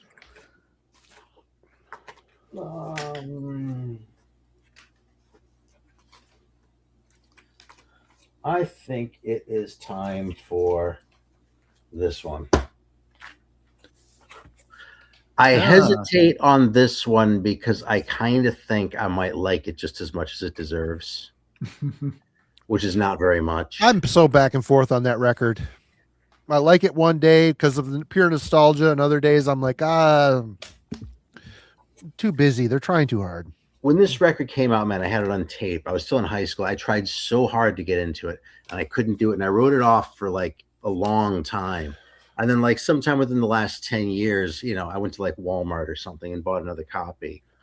I was like, I'll give it a chance again. And I still think it's lame. I think it's ponderous. I think if there's anything these guys ever needed to learn, it's fucking brevity. And this record is just like them at their worst on that front, as far as I'm concerned. I mean, they're worst through the 4th album because I really don't even know anything after that. Because, like I said, I don't stick with bands. That album, though, Blackened is such a ripping opening song. That's a great song. Dude, so many people whose taste I really respect, who I generally like, the sort of people where, like, if they say something's good, I'll check it out, you know? Yeah. People like that love Justice. Yeah. And I'm like, on a good day, I could give it a 6 out of 10. On a forgiving, generous day where I'm really happy and maybe a little stoned, I give it a 6. Okay. Yeah. But like, you know? Yep. All right. Yeah. It's one I wish I liked more too, because it was the first real heavy metal album I ever bought. And really? No shit. No shit. Yep. I bought it and the Cult Sonic Temple on the same day, but probably not fair to call that a metal album. So we're just kind of Metallica. Yep. It was that one, and it never really grew me. The production was always the deal breaker for me, but you're right. The songs got to be shaved down some. Okay, you know what? Chat. Now, many of you this evening have been hurt by our guest. He has said and done some awful, mean, terrible, horrible things to all of us, myself included. Let us not forget the Jag Panzer incident from 37 minutes ago. People get really mad when I call Pantera new metal, I've found.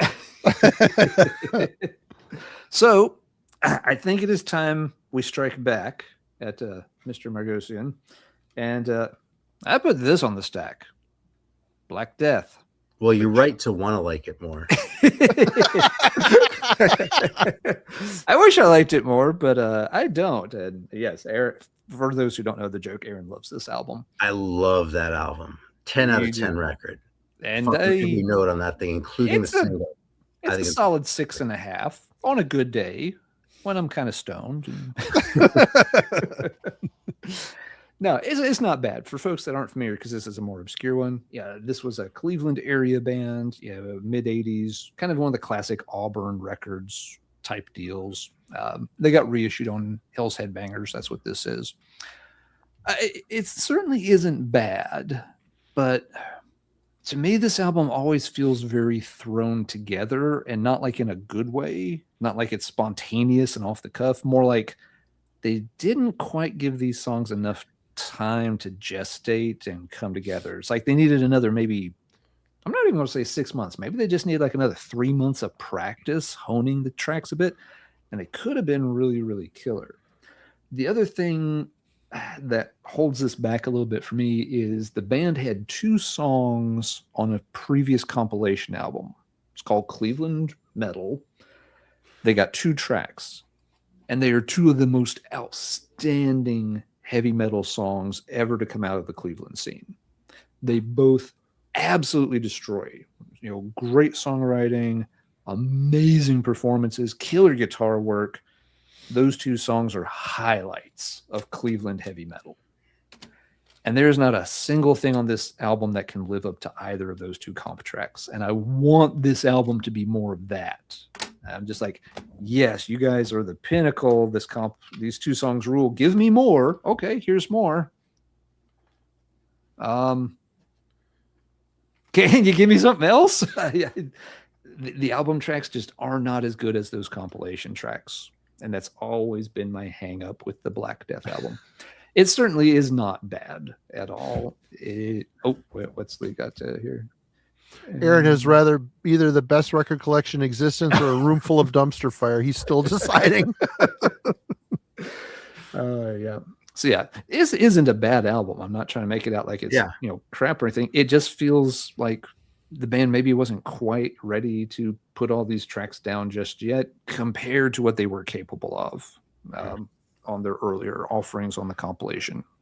So that's why to me, like, I want to like it more because I know they could deliver better songs than those they had.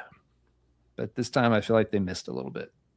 I had the album before I had the comps, so that might have something to do with that. And I had the comp before I had the album. So yep, it very much could be that kind of that could be it. But anyone like in the audience, by the way, I love the people in the chat are saying Pantera is totally new metal. Pantera is not new metal. Yeah. Just mention that in passing and it starts shit. I love it. But that Black Death record is one of my all-time favorite records. And I'm glad you like it that much. It's very cool that you rank it that high. Yeah, I don't think it gets much better than Black Death. I really don't. Like I feel like I always say this when I talk about them, but like I almost hate to like show, and you did a good job of not dwelling on this. I almost hate to show that they were all black because that makes it feel like they were a gimmick band and the gimmick really worked. But it's not like that. That is like a fantastic fucking heavy metal record.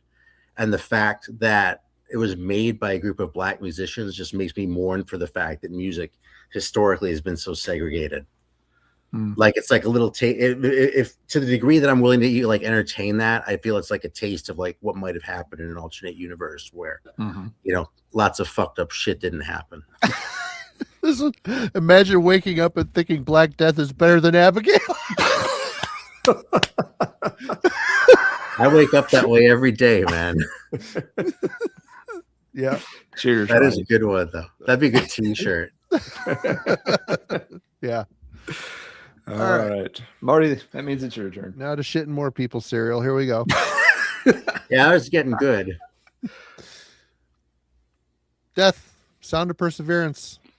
I understand why someone would say this. I will say, I've come a long way with this record. When it came out, I was not having it. Like, oh my God, his voice is just not good. What's going on? Over time and perseverance, I started to appreciate the songs a bit more. And once I got acclimated to his new vocal style, I had a promo of this and I upgraded to an actual CD copy of it. And I pull it out once in a great while and I can get through it and be okay with it. But I wish I liked it better. There's people in my sphere of influence that really love this thing. And I get it. Musically, it's really good. Richard Christie's drum work, it rivals Gene Hoglan in a lot of ways. Very, there's a technicality there that those two share. That it's both, interesting. I don't know, man. I'm still the guy that bought Scream Bloody Gore early on and fell head over heels in love with the brutality and excellence of that record. And he's never done another one like it. I mean, even Leprosy is a bit overproduced if you want to compare it to Scream Bloody Gore, but still some good stuff. I don't know. Just as the band got going and bigger, the music got more complex. They changed for me. I appreciated them in a different way, but still, I'm always going to return to the more simplistic inception of the band. The songs are just more memorable to me when they're less noodling about. And saw them on this tour as well, so they're amazing, absolutely great.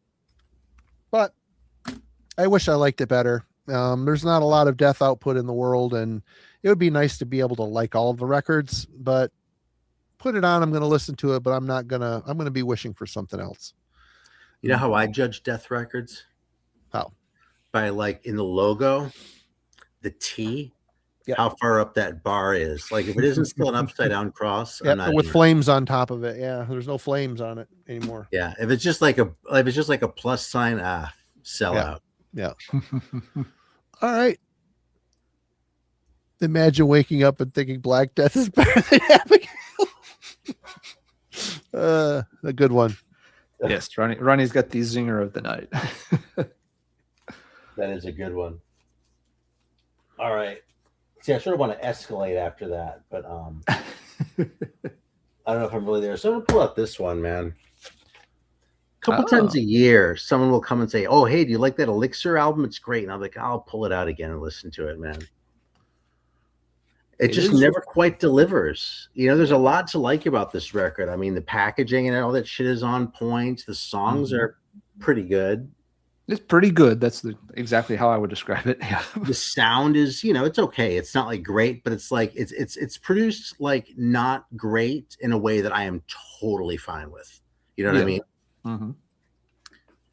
And yeah, like I'm never surprised when people like this record. I'm more surprised that I think it's okay. I really want to see like what it is in this record though. I'm even over the whole like new wave of British heavy metal aspect, because this is a band, if there is ever a band that gets lumped into that the fucking shouldn't be, just from a chronological standpoint, it's fucking Elixir, because even that Treachery 45 was like 85, right? I mean, come on. It's pushing it, yeah. It's not new wave of fucking anything anymore, you know what I mean? It doesn't mean it's not great. It just means it's not the new wave of anything. The Virtue record came out that late too, and that's fantastic. Yep. But like, I don't know, man. It just never impressed me, man. There's just like, it's like it doesn't have any personality, that record, Mm-hmm. Yeah. Yeah. Okay. Well, Frank's on the same page, and I kind of am too. Frank is saying this shit. I think he's one of the guys who told me one time to listen to it again on my fucking video when I showed it. I don't know. I may be confusing you with someone, Frank, but if I'm not, fuck you. Dwayne, aka over at the Lazarus channel, is pretty big on Elixir, so maybe. Yeah, I know. I swear, seriously, there are like a dozen people who have probably like said at some point or another, "Oh man, give that one another chance," and like, hasn't happened yet. Maybe one of these days. It is not a bad album. Paul Taylor's a decent vocalist and stuff, so they've got things going for them. But I agree, the album never really blew me away. He's decent, but he's not too good. Like he sounds like he's really struggling on some of those high notes and shit. I respect that, you know. Yeah, everything about it is great. I don't know. All right, Alan. All right, let's see. What have we got here next? Oh, yeah, this one. Another one that... oh, sorry. Check out Frank's comment. Shout out to Frank. Yeah. But there is a good point there. Yeah, some of those bands like Elixir did start out more in the new wave of British heavy metal heyday. It just took them a long time to get something released. Desolation Angels falls in that same... which is why I'm a little more forgiving on including some of that 85 and 86 stuff as new wave of British heavy metal. Although, yes, it's not new at that point. The scene had burned out by then. Well, I stand by what I said a while back about how I think a new wave of British heavy metal means two different things. Mm-hmm. And we change those without realizing it, and that creates confusion. You know what I mean? I think there's the era, and then there's the sound. Yeah, there's a sound that a lot of bands gravitate towards. Yep. And there's a lot of overlap between those two things, but they're not a circle, a Venn diagram. Nope. I get what you're saying. Let's see. I think that single was 85, Frank. I think the single is 85. Actually, I was just pulling that up to double check. So let me finish that before I show my next one. Because I bid on a copy of that not long ago and still did not win it. It's one of those singles I would pay a reasonable price for, but I'm just not willing to pay quite enough to ever win the damn thing. There's always somebody who wants it more than me. Yeah. I thought I had it here. There's Elixir. Where's the single? The single is from the Treachery single. Treachery with Ride Like the Wind, 1985 for that single. Yeah. Again, it feels like it should have come out earlier, but yeah, it's middle of the decade. Yeah, sound-wise, it's great. Mm-hmm, Except for the fact that I don't like it as much as I wish I did. I don't like it enough to bid competitively for it, apparently, because I've never owned it. I should probably get the single, though, because the single would probably be perfect for that band. You know, I'm not willing to spend it either, so this is all academic. But like 2 songs by that band probably be bangers. You know, the whole album might just be too much. There are a few. You know, there might be something to that, because I do feel like that is one of those albums that maybe runs a little. I don't remember what its runtime is, but I do always feel like I get to the end of it's like I don't want to play it again because it felt long.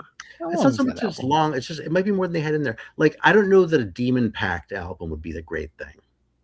I love the single. Tough. Demon Pact. That's one of my favorite fucking records. That single. The song on Kent Rock's already a lot less good than what's on that single. And like there was a High Roller one that had those 3 songs and then 3 others that had just been demos. So it's like an EP, you know. Yep. And that feels like just about the right amount of Demon Pact for there to be out there. If they had made a full album, I don't know. I'd be a little bit afraid to hear it. Yeah, some bands they're better in small doses. All right, Alan, you're up. All right, so next up for me is the St. Vitus self-titled full-length album, not the original like mini album thing, but the one that came out in like the late 2010s. Love St. Vitus. Most of the albums I will rank very, very high. Oh, sorry, getting distracted. He said I stand correct on the Elixir single. Fuck me again. No worries, Frank. It's easy to get those off, and it does feel like a single that would have come out in '83.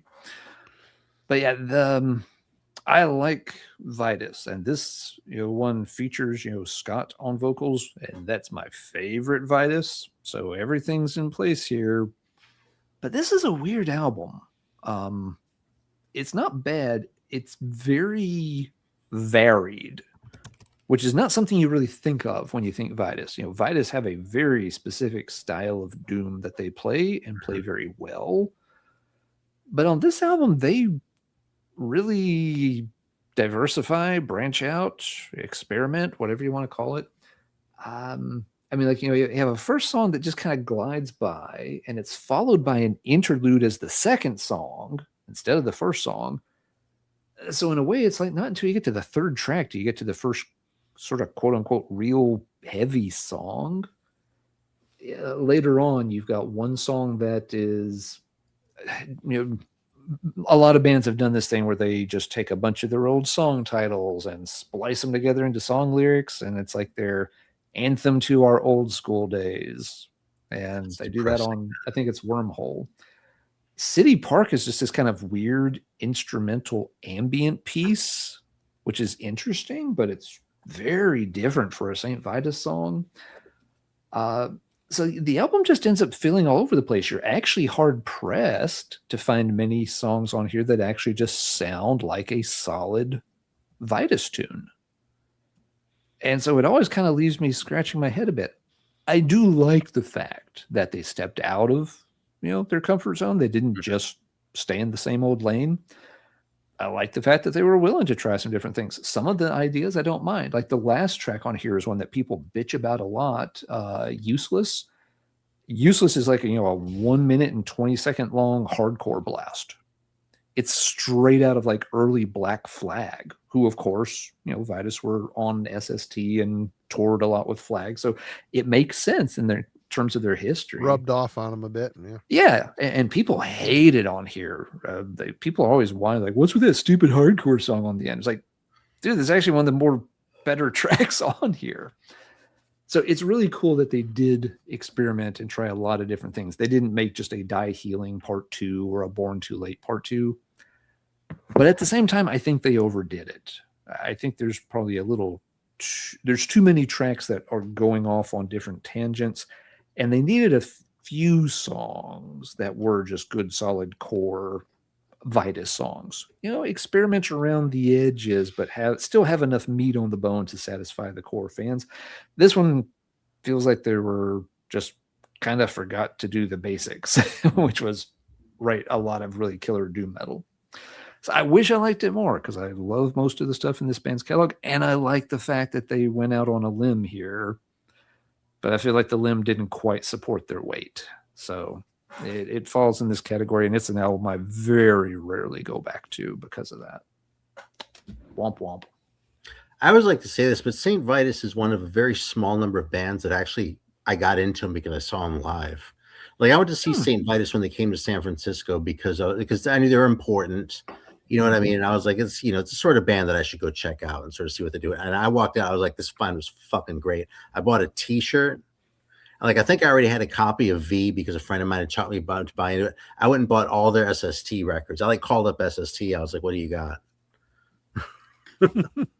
Nice. All right. That's actually true. I asked about reissues too. This is a public service announcement.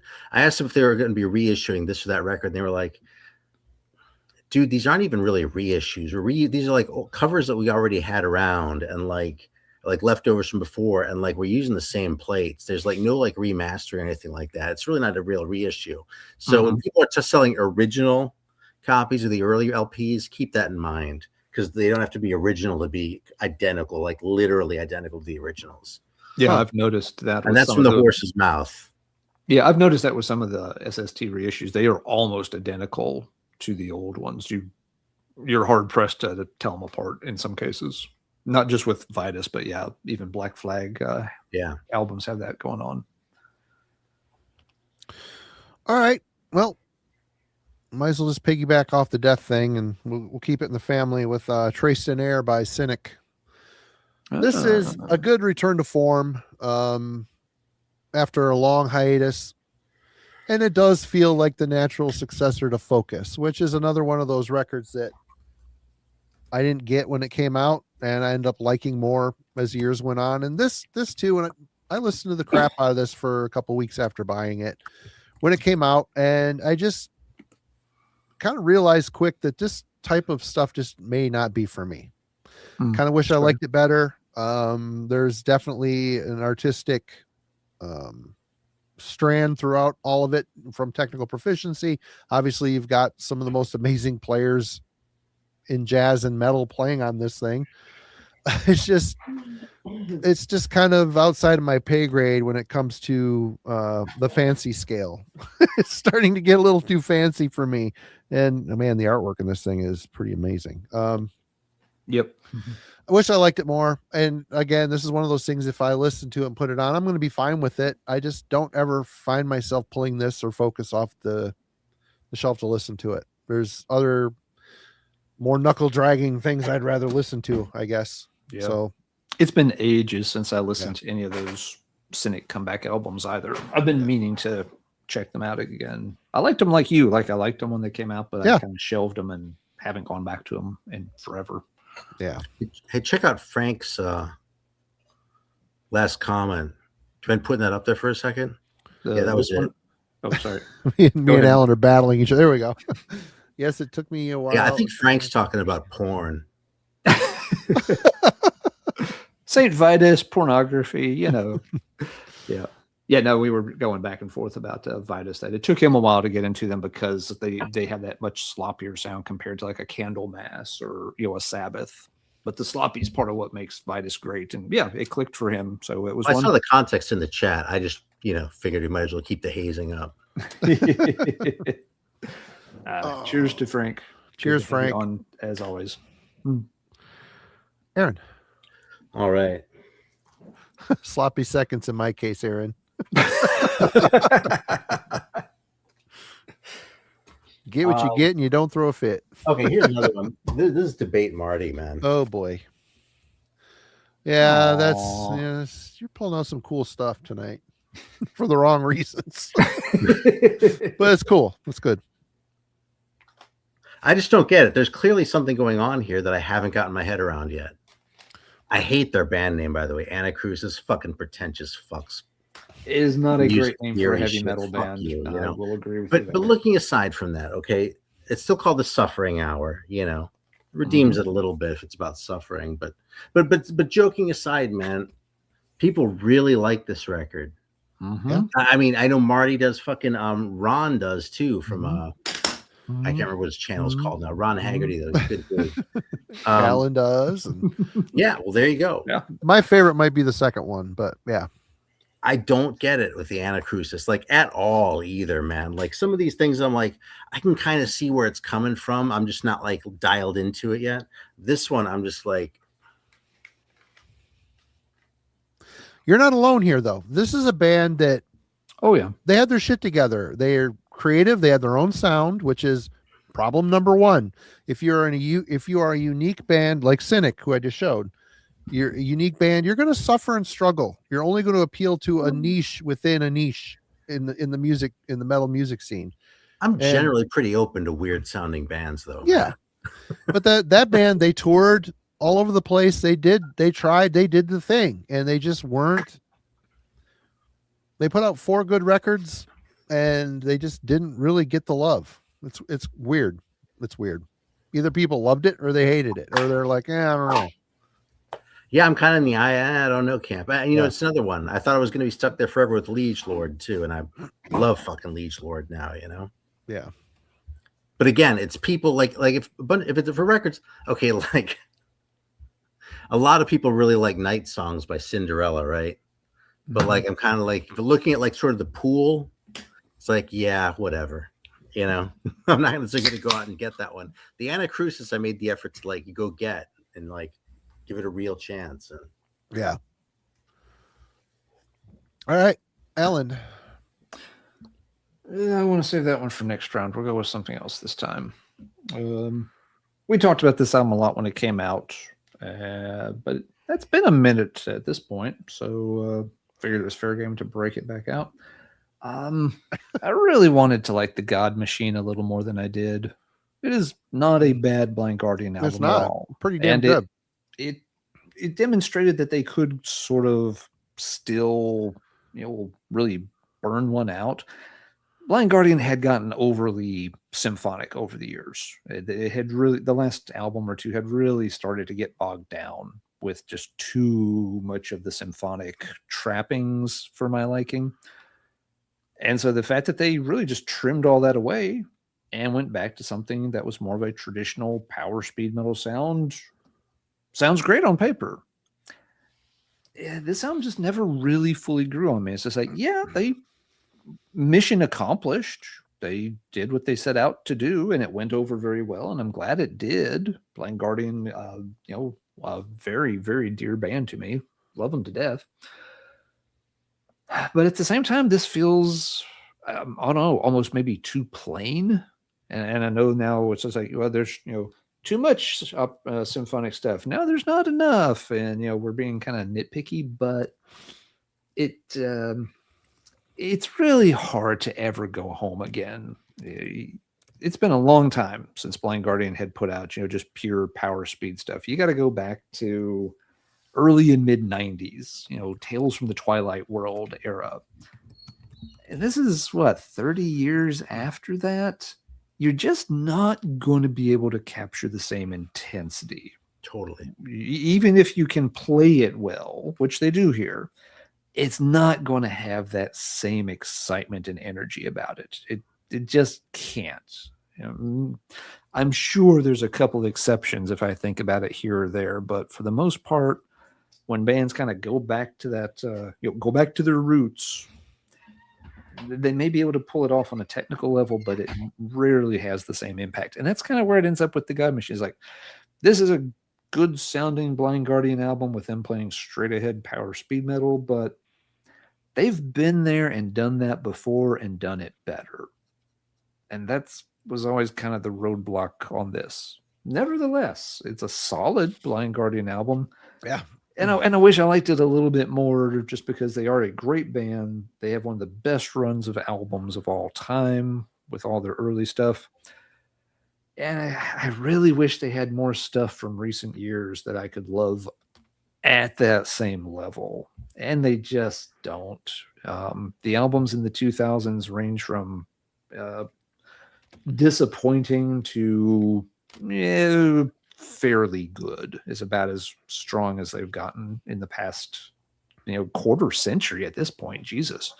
I've got to go back to the 90s before I find a Blind Guardian album that completely blows me away and I'm fall in love with.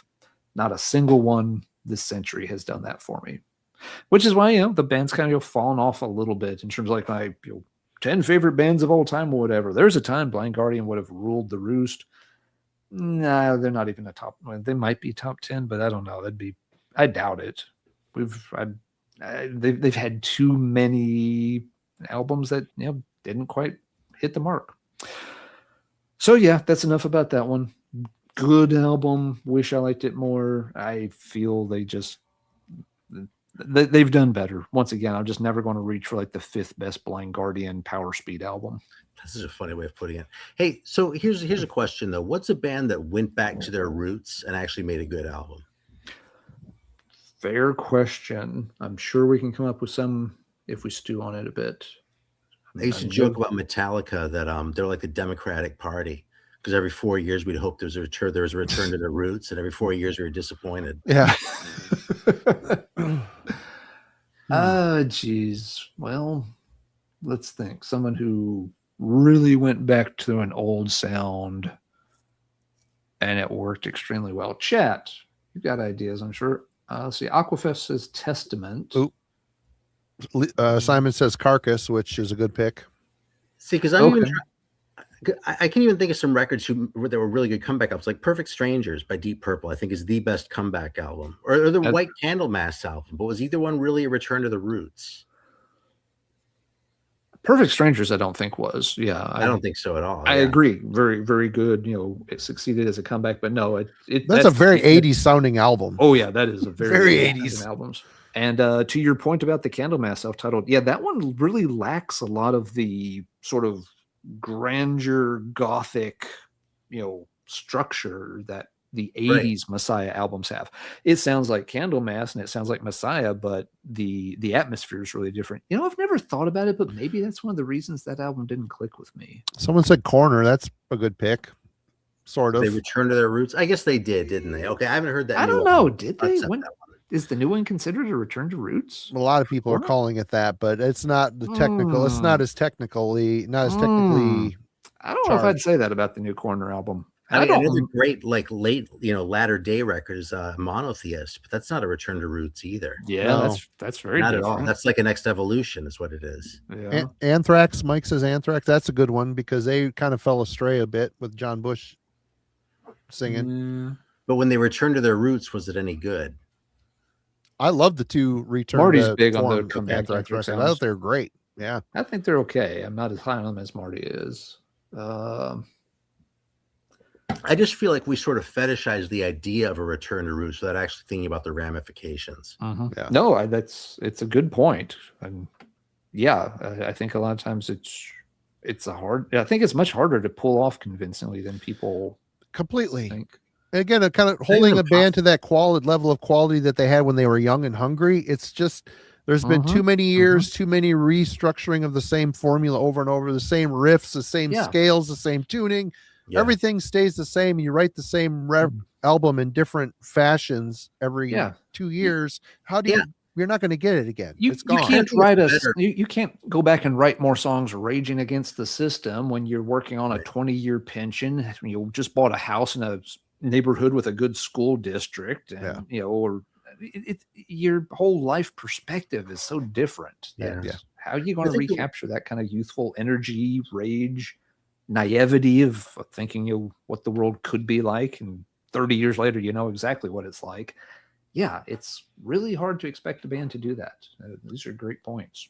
I think when you come back with something different, though, you have a better shot, like Monotheist. Could be.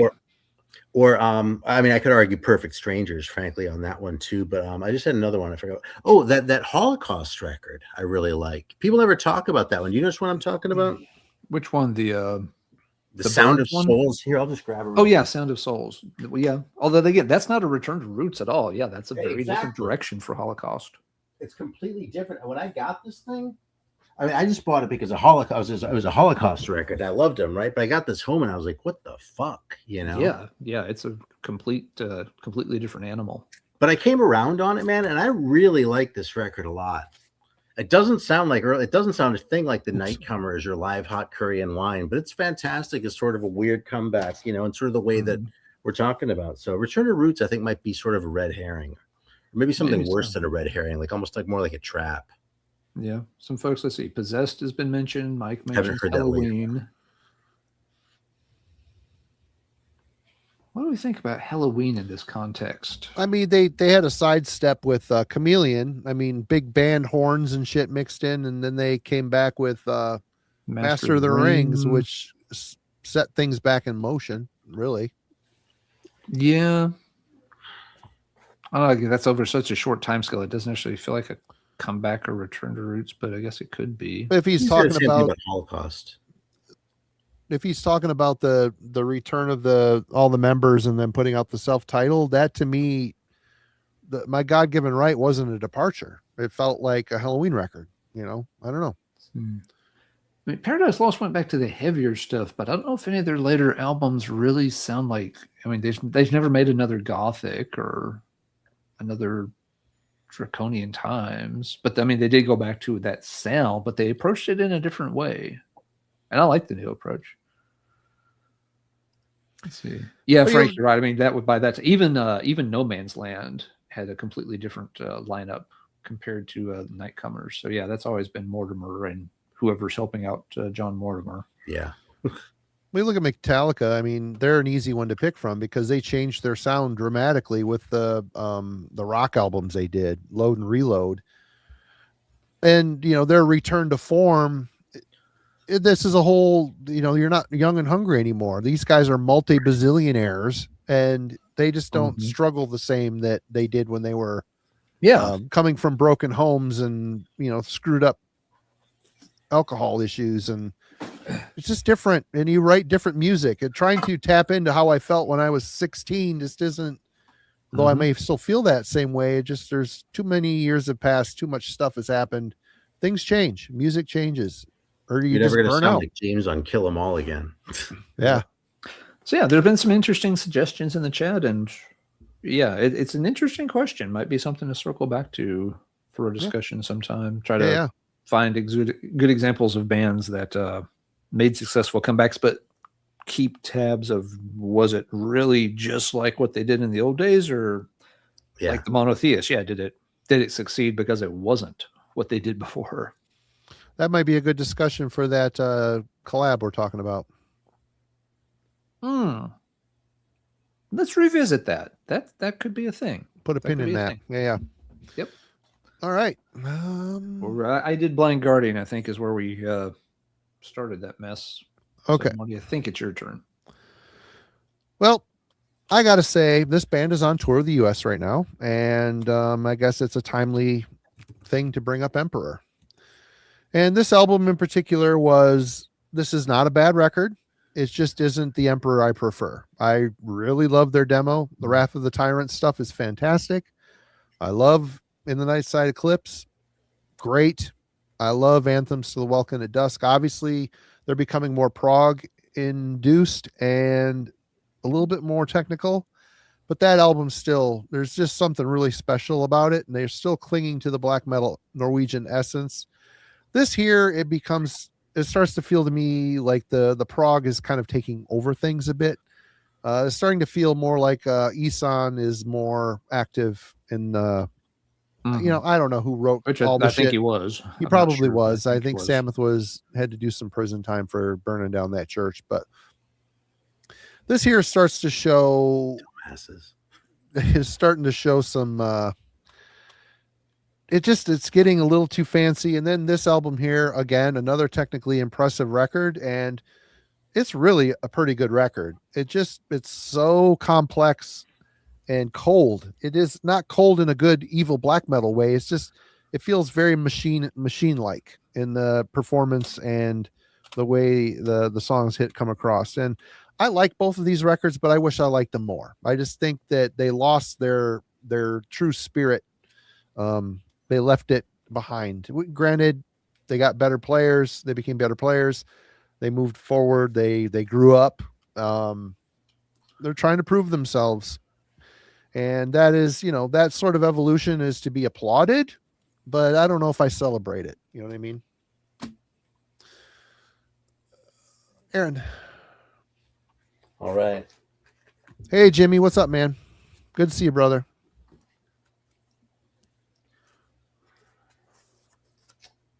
Oh, let's do another old one here. What the hell? It's one that I store like this. Does this one make any honking, squonking noises, or light up, or maybe fly around the room? Like, does it have one of those tabs you can pull and like its mouth opens and closes? Or the zipper goes down? It almost does, yeah. The records. He's bringing the gimmicks today. I've never gotten this record, man. I mean, it's okay, but like, this is the era of the Stones that I really like. You know what I mean? Like, they were fucking doing the harder drugs and were like actually like dangerous the way people thought they were in the early 60s. How do you get the beans above the Frank? Huh? Yeah.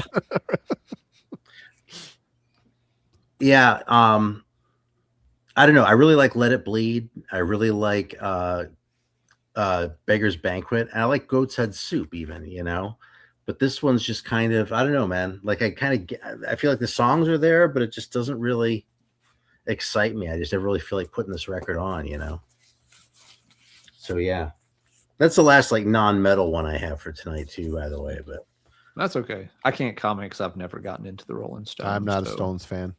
Handful of songs, being generous. I kind of feel like I could. I feel like I almost could, because there are some things that are Stones like, which I kind of enjoy, like Berlin Brats.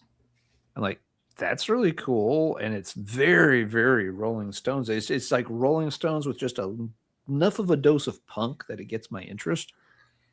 But yeah, Stones, I just, for whatever reason, there's like you said, Mario, song here, song there, but overall, I've just never had the interest to dig into their stuff. It's like, nah, whatever.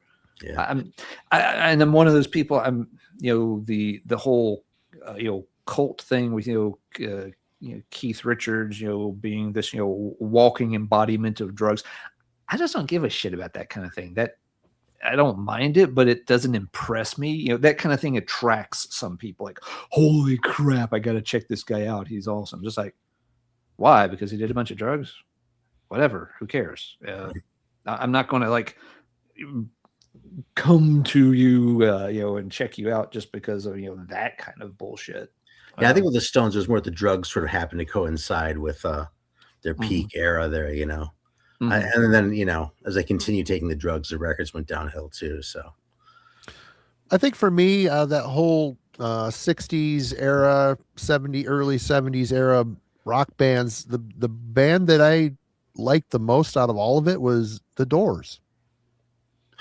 Something about the Doors. There's a darkness to them. I like Jim's voice. I don't like all their stuff, but I like, even their country shit, like on Soft Parade. There's some good songs on that shit. I don't know. They're just the one band out of all. I hate the Beatles. Not a Stones fan. Led Zeppelin I struggle with. But the Doors, I'm pretty cool with the Doors mostly. Yeah. When the Doors are good, they're amazing. And when they're bad, I can't listen to them. They are very hit or miss for me. And I've checked out several of their albums. So, yeah, I agree. They've got some good things going for them. But some of their stuff just doesn't gel for me. So kind of in between. And it's been a while since I really dug around in the Doors. All right. Ellen. All right. Let's piss some people off. It's been the theme tonight. Happy 5th anniversary, everybody. Fuck it always happens with this kind of topic. Again, we've said it almost every time. This album isn't bad. It follows on the heels of an album that I thought was quite good. And it came out pretty fast after that album. So I'm like, hey, here's a band picking up some momentum. And I got this one. I'm just like,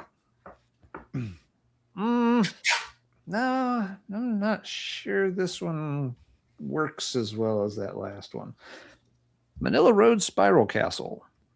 And I know for some folks, Manila Road can do absolutely no wrong, and this is blasphemy, but they did some wrong. They did some wrong here and there. Circus Maximus is hot. There are some missteps, and there are also some albums that just don't distinguish themselves as much as others. This one has a weird structure to it. And I've pulled up the track list over here somewhere to make sure I get this right. I think the weird structure is what redeems that record, actually. And for some folks, I can see where that would work.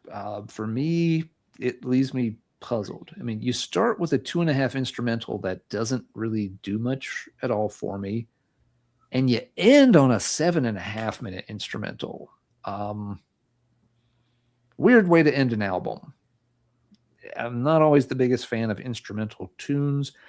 It's not that they're bad, but I feel like a lot of times they don't stick with me or stand out on an album a whole lot. They can all too often feel like filler pieces. Totally. And ending your album on one just feels really weird. So in between, you only have 5 tracks. And the 5 tracks come out to 36 minutes. And then when you start doing that, it's like, wait, those all are actually pretty long tracks. And they are. I mean, you've got an 8.5 minute track and an almost 11-minute track and 2 tracks that are over 7 minutes. So it's kind of like you got this short instrumental. You got this instrumental thing at the end that I just don't care about. But for the 5 songs in between, man, you are going to make me sit and slog through every single one of them. Nothing really happens fast. And the longest one, was it Merchants of Death? Is that the title? I'll make sure I'm getting the title right. Yeah, Merchants of Death. That's the long one. 10 minutes, 52 seconds. For a song called Merchants of Death, it does set a certain expectation in terms of the intensity level. And man, this song does not have that. This is one of the most laid back songs on the album. It's like, how are you going to be OG Merchants of Death when you just be chilling? It doesn't make it, there's a disconnect there that bugs me a little bit. And so again, while the music is not bad on anything here, I mean, it's Manila Road. There's a floor to how bad the music's ever going to be. Right. But as an album, I'm just like, this just feels like a very weird assembly of parts. And after, Atlantis Rising, which was a great comeback, an album that's still really fun to listen to, this one just feels like, wow. And again, it felt like it came out really soon after. So my knee-jerk reaction pretty quickly became like, did you guys rush this maybe into just to capitalize on the success of the last one. It feels like it needed a little more thought put into it, just in terms of how the album is built. But that may be just me. For folks that love the entire catalog, apologies. Again, the topic tonight isn't albums we hate or albums we think suck. It's albums we wish that we liked better. I wish I liked Spiral Castle better. How many songs are on it that? has issues. 7 total, but again, 2 of them are instrumental. So you've got There are 8 on the LP. I had heard there was a song that got taken off on some of the CD versions. I think it's Throne of Lies. Is that on there? That is correct. I do not have Throne of Lies on this one. Yeah, there's some about that where they thought it was like dated and not good, but I think it's fine. I don't think it's their Middle finest. Road thinking something is dated. It's kind of funny. Yeah. Their whole sound is based on sounding dated. I haven't in a listened good to it way. off, I remember, but yeah.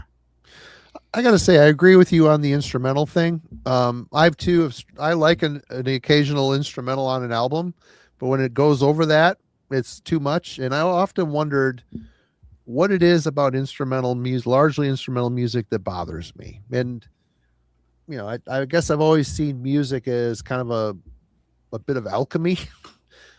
And the voice, I think, is my connection to the primal, and that's kind of what. When it's not there, it doesn't feel complete to me. I don't know. Things that make you go, type of things. Anyway, let's talk about more Norwegians. Enslaved. There's a period of Enslaved that I got to. But again, this is another band that is beloved by a bunch of people, and I get it. They've completely nurtured this prog black metal thing, and they're good at it for sure. But you get past Isa, I do like Vertebrae. That Rune, or is it Rune? Those are good records too. But after that, lose me. When they're transitioning into it as well, that Monumentation album, didn't like it. But I still love the early albums for sure. Eld being my favorite. But this is material here that I listen to and I'm like, why don't I like this better? It isn't just, I don't hate prog music. It's just not something I prefer. And if it gets a little overbearing, I think it just challenges my intelligence or my perceived lack of intelligence. But no, this one, Wade, I thought this one was pretty boring, to be honest. It ticks a lot of boxes, but it just, I could have picked the couple after this as well. I never circle back to them. I got them. I listened to them once or twice and just kind of like, meh, great. More stuff for the shelf, again, trying to keep up with a band is sometimes it's just stupid. It's just stupid. If you don't like it, you should jump off. That's interesting. Enslaved is one whose catalog I've been working on this year because I've never had a good handle on it. I've always thought they were lame too. If that makes you feel any better. I've never listened to an album, but I've seen them live twice. Huh. Once in a 98 with Mayhem and Weakling. Enslaved was on that ticket. And then I saw them with cool. Dark Funeral a few years later. And both times I thought they were just fucking lame. I just thought it was boring as hell. And I was not buying what the guy was selling. Yeah. I really like Below the Lights and that stuff too. Yeah. The thing I'm finding, and again, I've been kind of skimming through their catalog, just listen to one album here, not a real deep dive on albums. What I'm finding though is I actually like a lot of the progressive era stuff more than the classic black metal stuff from the early days. Gotcha. And again, it's too early to discuss in any detail, but like the one you just showed, I don't know if I've even checked that one out in detail yet, but some of the other ones like around the Monumentum and Vertebrae, that era, I'm like, these are actually pretty interesting, and I have more trouble connecting to the early stuff like Frost and the debut. I'm just like, these are okay, but I feel like if I want to go back and check out more, I'm going to actually start with the proggy end, and the black metal stuff maybe not. I just think at this point they've manicured their sound about as far as they're going to, and they're just kind of riding in this. Okay, we finally got to the point of prog assimilation that we want, and I think they're just going to keep putting out records within that same context. If you like kind it, of what Ronnie great, says here too. you're going to be psyched. But yeah. if not, you're going to be like, okay, I'm good. Yeah. Now, one thing I've noticed too, poking at the catalog, like the last 2 or 3 albums, the most recent ones, I feel like there's a drop off there. There's a big lineup change after what In Times, I think, is the last one that has that like Icedale Larson lineup. And I feel like after that, like the Hymndale album from a couple years ago, I bought that one and was just like, it's never latched on. So it's not that the whole proggy era is a thing, and I get what you're saying. It does feel like they may have kind of done all, they can still put out good music in that vein, but it does maybe sound samey. But I don't think I like the current lineups as much as that. They had a stable core lineup there for quite a while, and I think that maybe, if I'm going to go deeper on Enslaved, it's going to be that era. With that particular lineup, it's not going to be these last few albums, and it's not going to be the first few albums. It's going to be the middle chunk of the catalog for me. All right, Aaron. It's me again. Hello, me. It's me.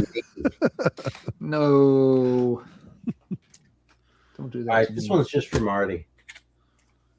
Oh yeah, great record.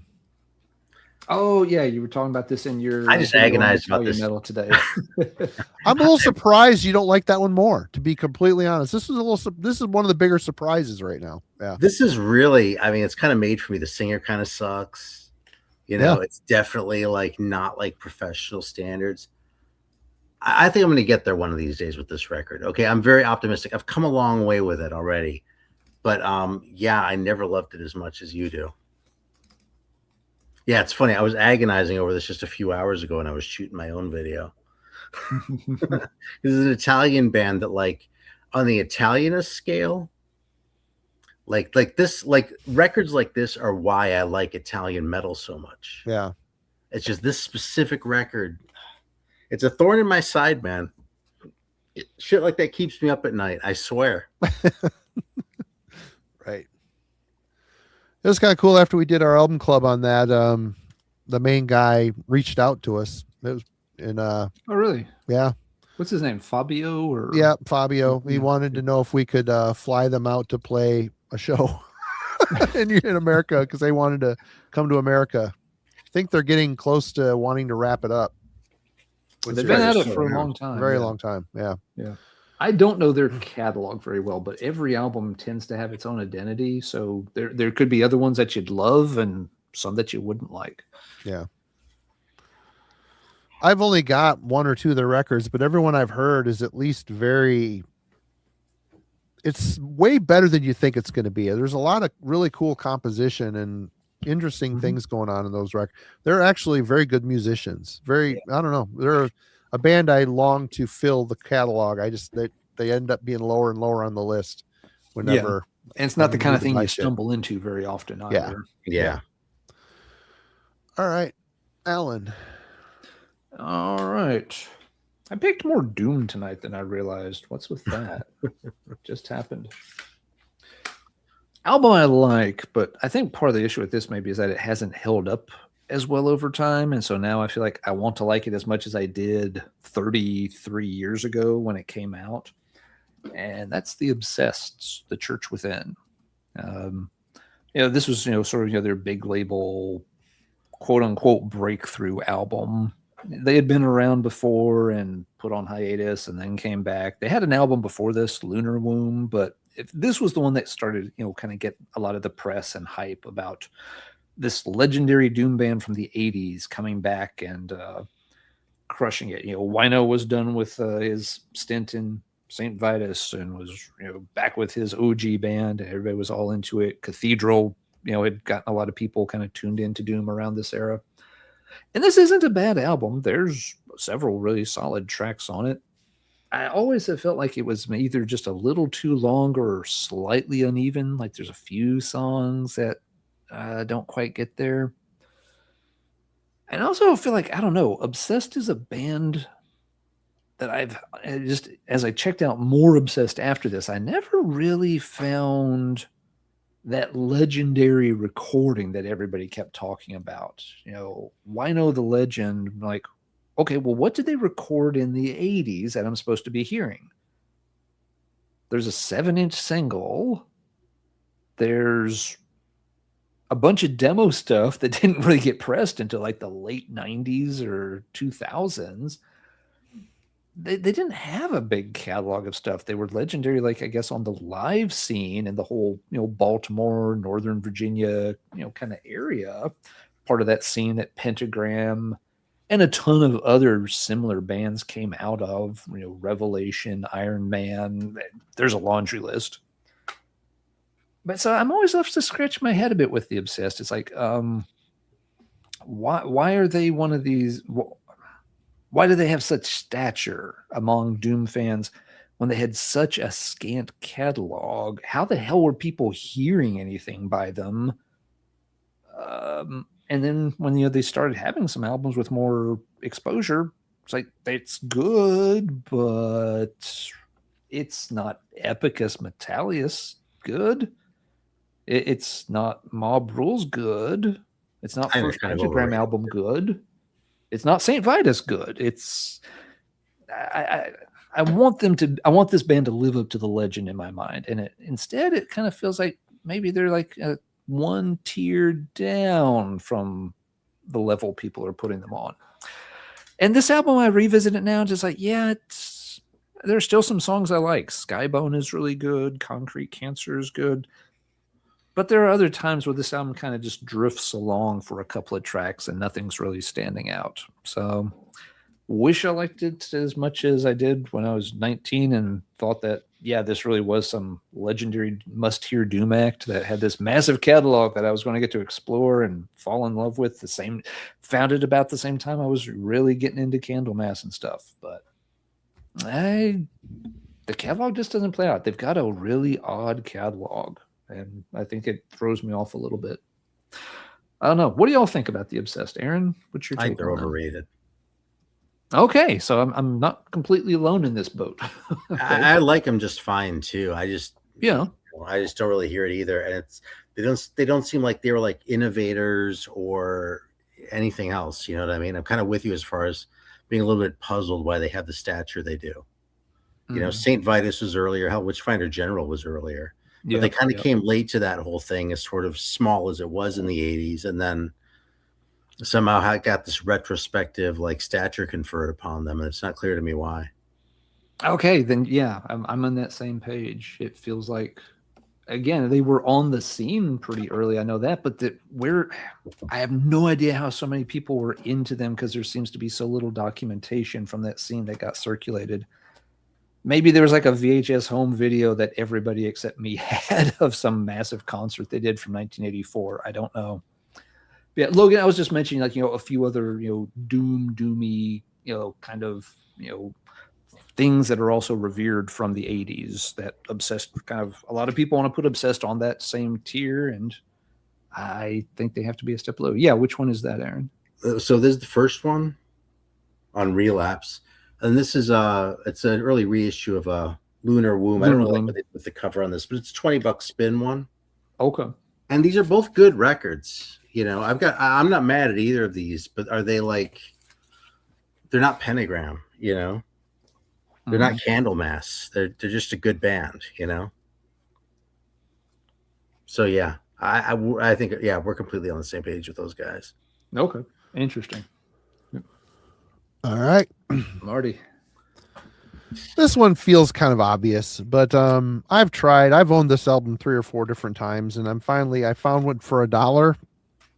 And I'm going to keep it and see. Gretchen Goes to Nebraska, King's X. I have some dear friends that love this band, and a lot of people say they're a musician's band, which they're very. That means they suck. They're very unique. I don't know. They're just play a style that I don't quite. I get it. I mean, I listened to this record. I don't hate it. I just have never really understood the hype. I don't know. I'm told you need to check out of the Silent Planet. That's better. Well, maybe I'll get there eventually. Like I said, I'm interested to investigate because maybe there's something there I'm missing. But yeah, this is an album that I listened to. I have an appreciation for, but I just kind of wish I liked it a bit better. There's just nothing blowing me away. I keep it. Oh, it's on Megaforce. Well, that doesn't mean anything. So is Prophet. Yeah. Prophet was on Megaforce. It is an AOR band. Yeah. I got a copy of that on also for $0.25 at the same parking lot sale where I got my copy of Abigail. And I didn't keep that one. Wow. Yeah. Yeah. Paid $0.25 and I didn't like it that much. You probably sold it for $1. You made money on it. I'm sure I made money on it. If I sold it, yeah, because exactly. If I sold it for $1, I don't remember though. Yeah, he's the friend. He's the friend, Wade. Yes. Yeah. I'm kind of in the same boat, Marty. And like you, I had a friend who was so into King's X and talked them constantly. And as such, I kind of wanted to like them too and have that same experience. And nah, never did. Nothing against them. It wasn't horrible, but I'm just like, this just isn't it for me.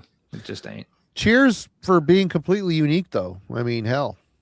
Crazy. Oh yeah, they never did fit into any particular basket, and that worked well for them, and it probably also held them back to some extent. 100%. Aaron. Shit, did I just go? No, I guess not. All right. Oh, you know what? There was a time where I was with you on this, but I kind of seen the light. That's a pretty good. The riffing on that record is pretty crazy. Pretty good. This was kind of borderline for me too, because I think I've kind of seen the light on this one too. I still would probably say though that I want to like this one a little bit more than I do, but I've gone from being like to really liking this record. So there's progress.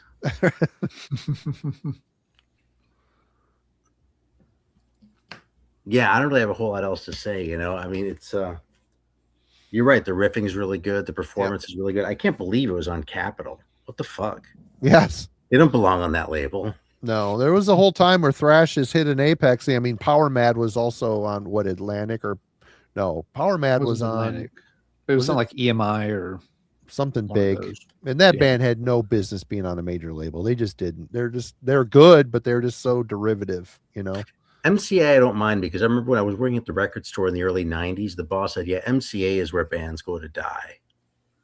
He's kind of right. Now it's bothering me. Where did they killed Diamond Head? Yeah. Well, Absolute Power was on Reprise Records. Budgie had some kind of bigger distribution, though, it felt like. It did. I thought they did too. Budgie's best records were on MCA, but those were early on in the 70s. You know what I mean? They probably hadn't declined as a label that much. Oh, yeah. I mean, labels in the 70s were a completely different creation than what they were 10 years later. That they gave bands, multiple albums just to tinker around and find themselves. I mean, can you imagine, any of those bands lasting as long these days? Like Thin Lizzy, we talked about earlier. Yeah, those first two Thin Lizzy albums, they didn't find their sound. No big deal. You found one hit, and we'll keep you around for several albums based on that until you come up with something else. Nowadays, good Lord, that would never have happened in the 80s or 90s. All right, Alan. Oh, all right. This album is the poster child for this topic for me. It is Heir Apparent's Graceful Inheritance. And this is with the reissue cover art, not the cool original cover art. Well, I'll pull it for you. Thanks, yeah. I have a copy. My copy is water damaged, so the cover's kind of cruddy looking. And this one doesn't have it on the inside of the booklet. So, this is a band out of the Pacific Northwest that were very much kind of riding the coattails of Queensryche. Let's just be completely honest. They're working that exact same style of kind of classy, traditional heavy metal, vocalist with some range, better guitar compositions. Yeah, that's the cool cover. We covered this on Album Club too. Yeah. Yep. Kellen pick. Black Dragon. Yep. And it's not bad. They're fairly accomplished. And when this is good, yes, it's up there with early Queensryche type of material. In Trance is good. Another Candle is good. But you start to run into a problem because the track list just keeps going and going and going and going. There are 13 100%. songs on this album, and my God, that's way too many. This album needed a serious edit job. There's also something in the production about this album that never sat quite right with me, and I never put my finger on exactly what it was, but it was the kind of album that after you finish playing it, it feels like it always made me feel a little twitchy, like something in the sound was irritating me on like a subconscious level, some kind of subliminal little buzzing or hissy noise or something I couldn't identify that just irked me a little bit in the sound. It was a subliminal middle finger. It is some kind of, yes, just messing with my unconscious a tad. Like I said, really well done. The band demoed some stuff that's quite good. Their second album on Metal Blade is different, but I do like it. It's progressive metal. It gives up more of the traditional metal trappings. It is kind of a mixed bag. It's an album that a lot of people don't particularly care for, but I think it's got some really good material on it. This one, I want to like it so much. I want this to be like, up there duking it out with Queensryche's The Warning and things. But it's never quite gotten there for me. This is the B grade Queensryche, not the actual, contender to Queensryche that I wish like it Lethal, the band Lethal. Oh yeah, the Lethal programmed album is better than this album is. Yeah. Yep. But I mean, their Lethal, had a hard time. They had the great demo with the Arrival, but then it took them too long to get the programmed album out. By the time they did, they missed the boat. And then they recorded some stuff later in the 90s that is sound put on a physical format under the name Lethal. That's all I'm going to say about that. Is that on Stormspell, Alan? Nick is asking. Is this press on Stormspell? That's a good question. Nope, this is a Hellion Records pressing. The Heir Apparent stuff has been repressed a bunch of times. It's not a hard one to ever track down a copy of. You may just get different combinations of bonus tracks and stuff like that. But yeah, Heir Apparent, I would love it if I could give that album like 95% kind of rating. It's more like maybe a 75 to 80% kind of rating. Good, but yeah, it has some flaws. All right. Now let's switch over to a very beloved band here in my world. Crush somebody's hopes and dreams. No, this is probably going to bother too many people. This is Summonings with Doom We Come. As of now, their latest album.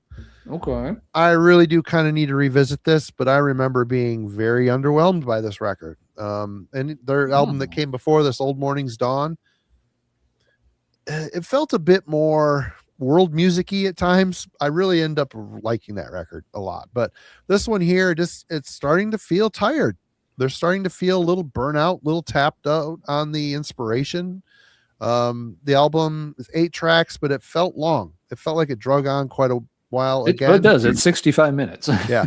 It's one of those records I do need to revisit because I do really love the style.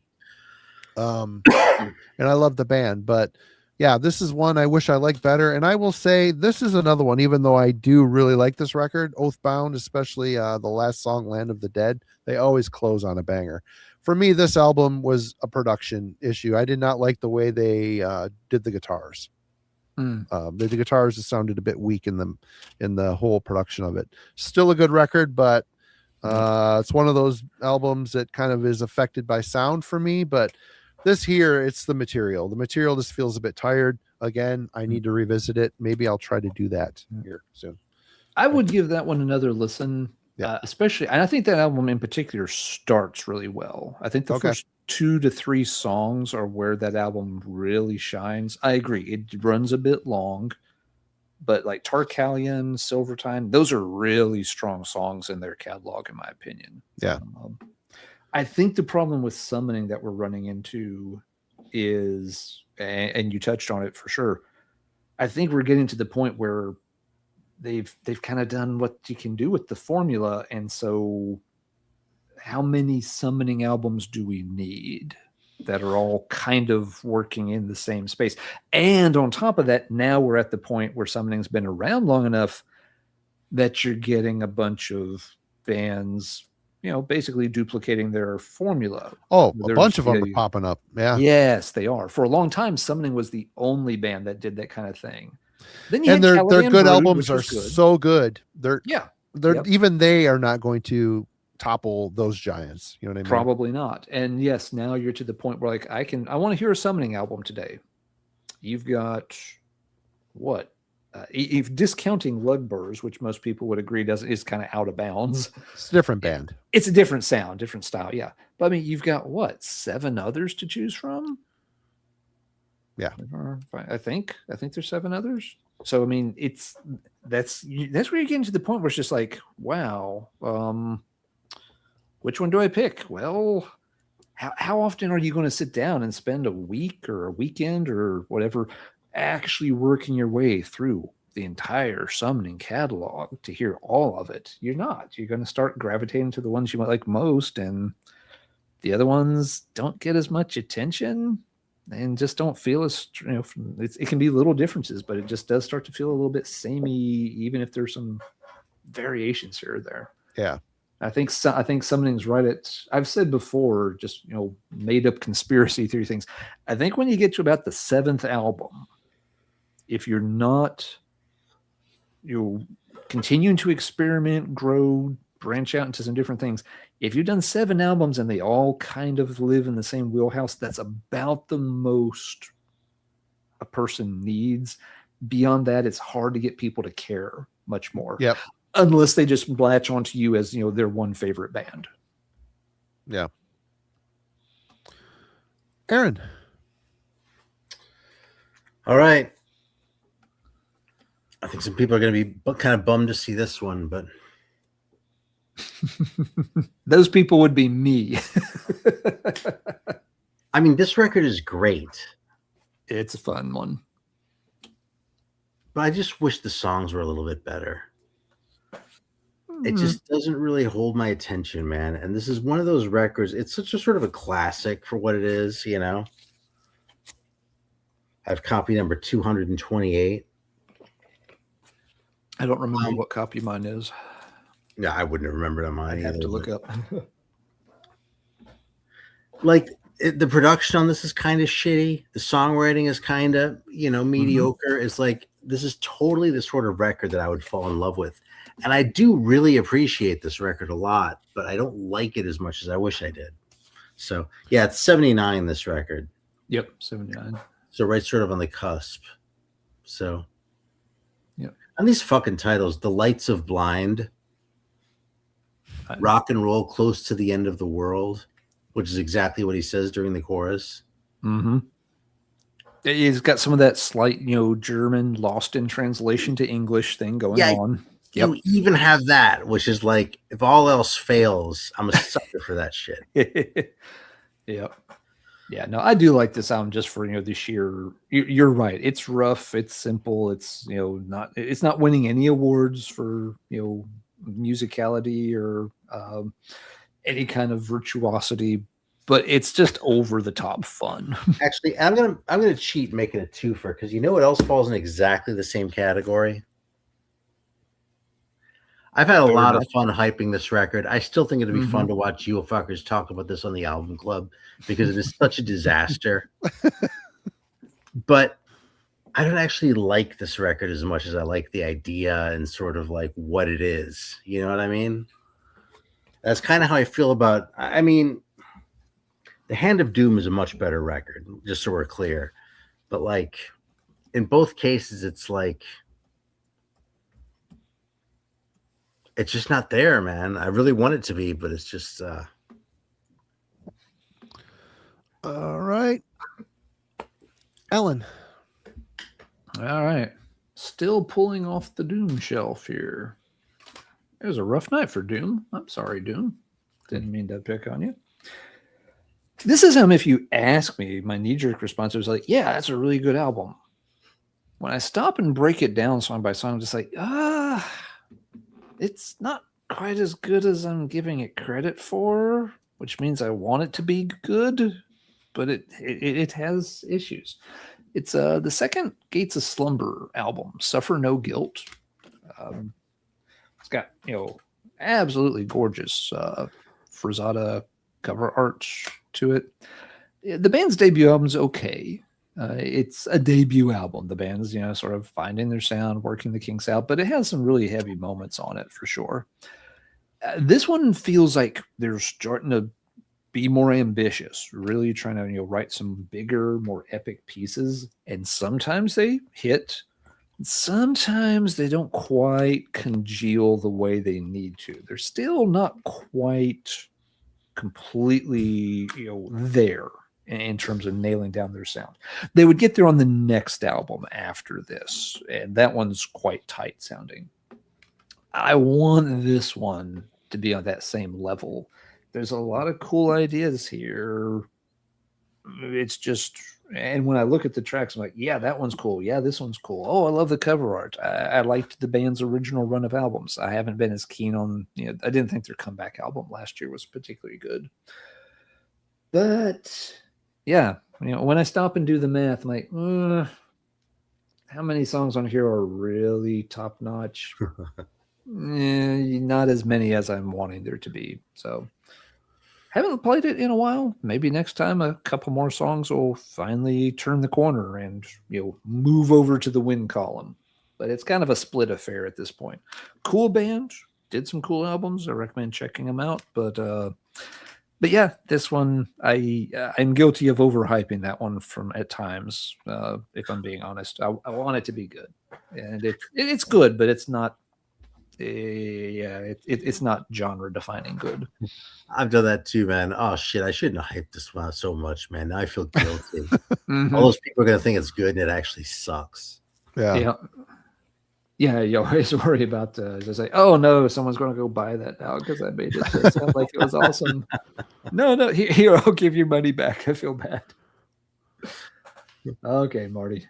Oh, Ryan, I consider pulling Grin, but man, I hate that record so much. I don't wish I liked it more. I wish they didn't make it.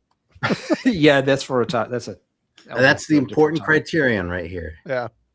Yep. You gotta want to like it. Gotta want to like it. And this is one of those bands that kind of teeters on that precipice for me, and that would be Cathedral. Okay.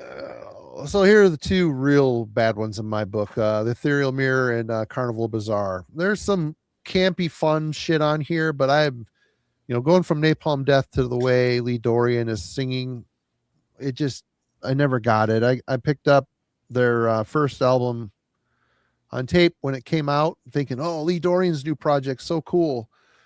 I drove home, which I lived out of town, drove home, listened to the tape, broke the tape, drove all the way back into town to return and say, oh, this tape came broken. Oh no, I need to pick something different. I couldn't believe he sounded like a wounded animal moaning and groaning along. But over the years, I've liked these albums a little bit more, but it's just more chuckles than anything else. Although there are like that EP Soul Sacrifice I do like. And later in their catalog, they put out an album called End Time, which I really like. That's kind of a heavy, doomy, really good record. But then I kind of stopped after End Time. I just didn't care enough about the band to move forward with. And again, I always kind of got the impression that people really love this stuff. And I always wondered, what am I missing? What am I missing here? But yeah, no, they were very big at the time. Yep. I'm kind of in the same boat as you. Forest of Equilibrium, I dig, but they started getting goofy, and I didn't like it when they started. Hey, you sound like Fozzie the fucking Bear on vocals. Yeah, I can't. I'm not even as opposed to the vocal style issue, but just the fact that they went from with Forest, it's got like a psychedelic, doomy trippiness to it, but it never feels silly. Yeah, but you get just a couple albums later, and it's feeling just like you're almost going out of your way to be silly in the music. And that especially for doom, a genre that relies a lot on generating the right atmosphere, when you start making it jokey, you you kill the atmosphere. Even if you're still playing it heavy, it just sounds weird to be, ho ho ho, we're just having a good old time goofing around here while trying to play something leaden heavy. It doesn't work for me when bands do that. So We yeah, just sang I've Serious never had been better, but man, Lee Dorian did Paul Chain. I think Alan's talked about that album before. Is it? Oh yeah, you? that's a great album, Alcahest. Yeah, no, that one works quite well. Again, I don't mind Dorian as a Doom vocalist so much. He's limited, of course, but it can work. Again, Alcahest isn't trying to sound silly at any point. It doesn't go down that path. Yeah. All right, Aaron. That's what a do good you pick, got Marty. to say? All right, here's one. Oh, interesting. I saw this at the Mom's store the Satanic. other day. Yeah. Overrated, man. This is actually an upgrade. I had like the fucking like Die Hard version of Satanic Blood Angel. I didn't want any of that shit. I would never pull it out, so I sold it and just like got like the plain old record of this one. I was like, well, maybe I'll like it more now because I'm not being inconvenienced when I take it out. Yep. I mean, I like it, man. It's good, but it's not great. I mean, Marty said it before I even started in on it, actually. Overrated. I mean, that's really what I feel like this is, One riff per song. It's phoned in. I'm sorry. It's like Jerusalem by Sleep. 1 or 2 riffs for 40 minutes. Nah. The intent behind those songs, I think, is probably the saving grace of Vaughn. Yeah.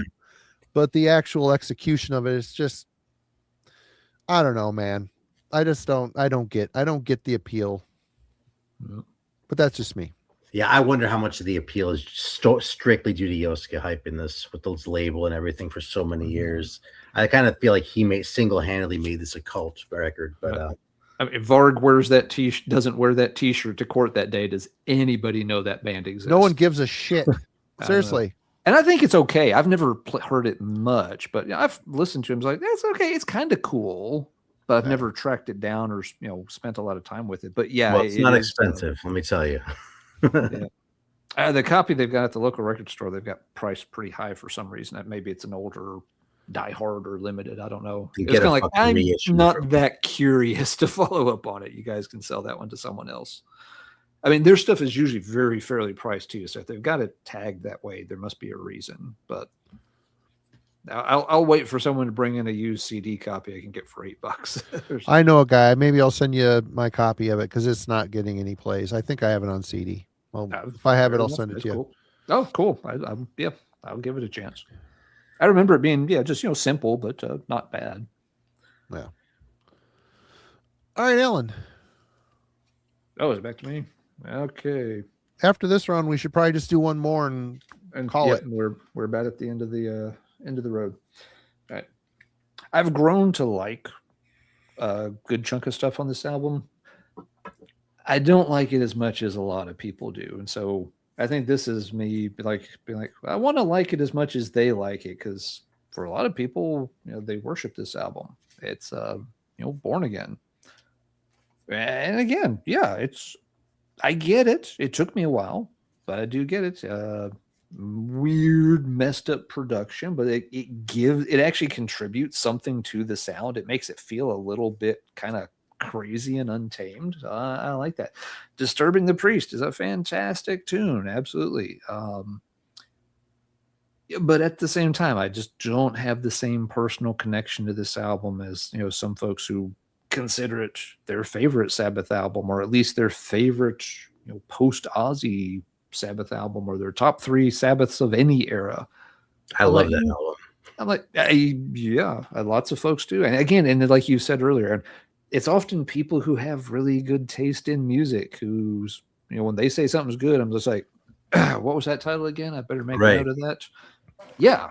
And again, this one, I get it now and I do like it, but I don't feel like I'm ever going to have it on that same tier as, you or Jeff Wagner or other folks. TJ loves that album. Or and TJ, I like it. I mean, Disturbing the Priest, come on. Yeah. Trashed.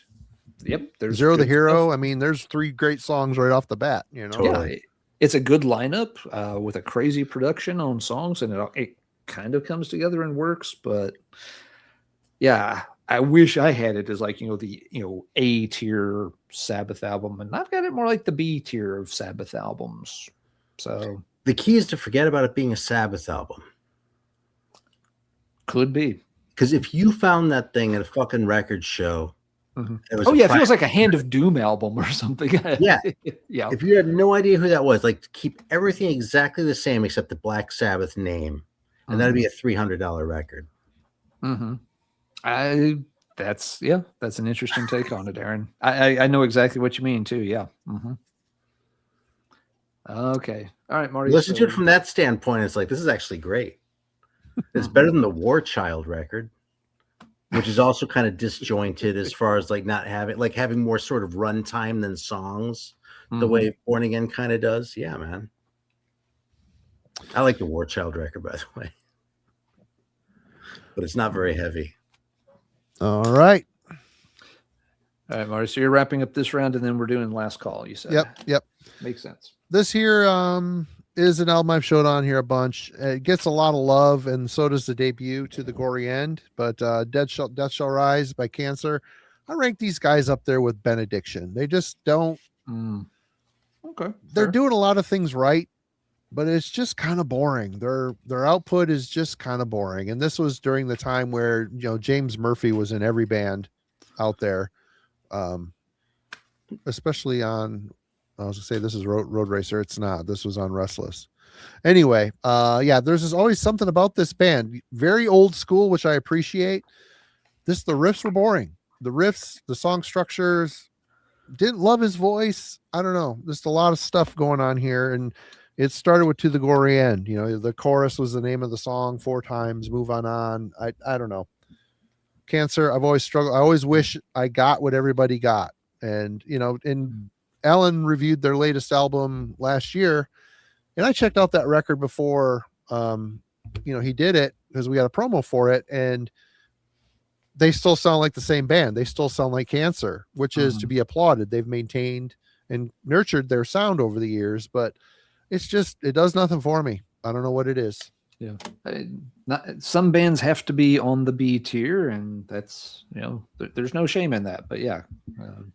I've been known to say that the last great UK metal album was Power from Hell by Onslaught. I don't think it's quite that bad in England, but if I'm going to be making my case as far as like why England like really dramatically fell off after about 85, Cancer is going to factor in. Yeah. For all the reasons Marty just said, and it's not bad. It's not bad. It just never, there was just other generic. better bands, Yeah. You get into Europe, the bands are a little bit more twisted and nasty. And, of course, Sweden, I was more of a Swedish death metal guy, and that has just got a little bit of punk mixed in with it. And I don't know. I always go back to the idea that some of those, it's funny because certain scenes in Britain are like, widely recognized as the world leaders for that style. And then other scenes, they like lag far behind. And I wonder if there's like a space into that. Like, does the UK lack somewhat for thrash metal because they already had such a big hardcore, sound around Discharge and all of those bands that they didn't need thrash in a way? And do they lack for death metal because they had such a good grind scene, right off the bat between Napalm, Bolt Thrower, and Carcass? Why do you need a lot more death metal bands? They had a great grind scene because they had a great punk scene. That's why the two went hand but then in hand. there's no room for a death metal scene at that point. You've already skipped death metal intensity and gone straight into grind. Anything you do is going to sound kind of tame compared to Rika Putrefaction. Yeah. And stuff. So I don't know. There's something that it feels like sometimes the UK scene was so far ahead of itself that the next wave was left wanting because they'd already been out extremed. Yep, exactly. Aaron, last round. What you got? Oh shit.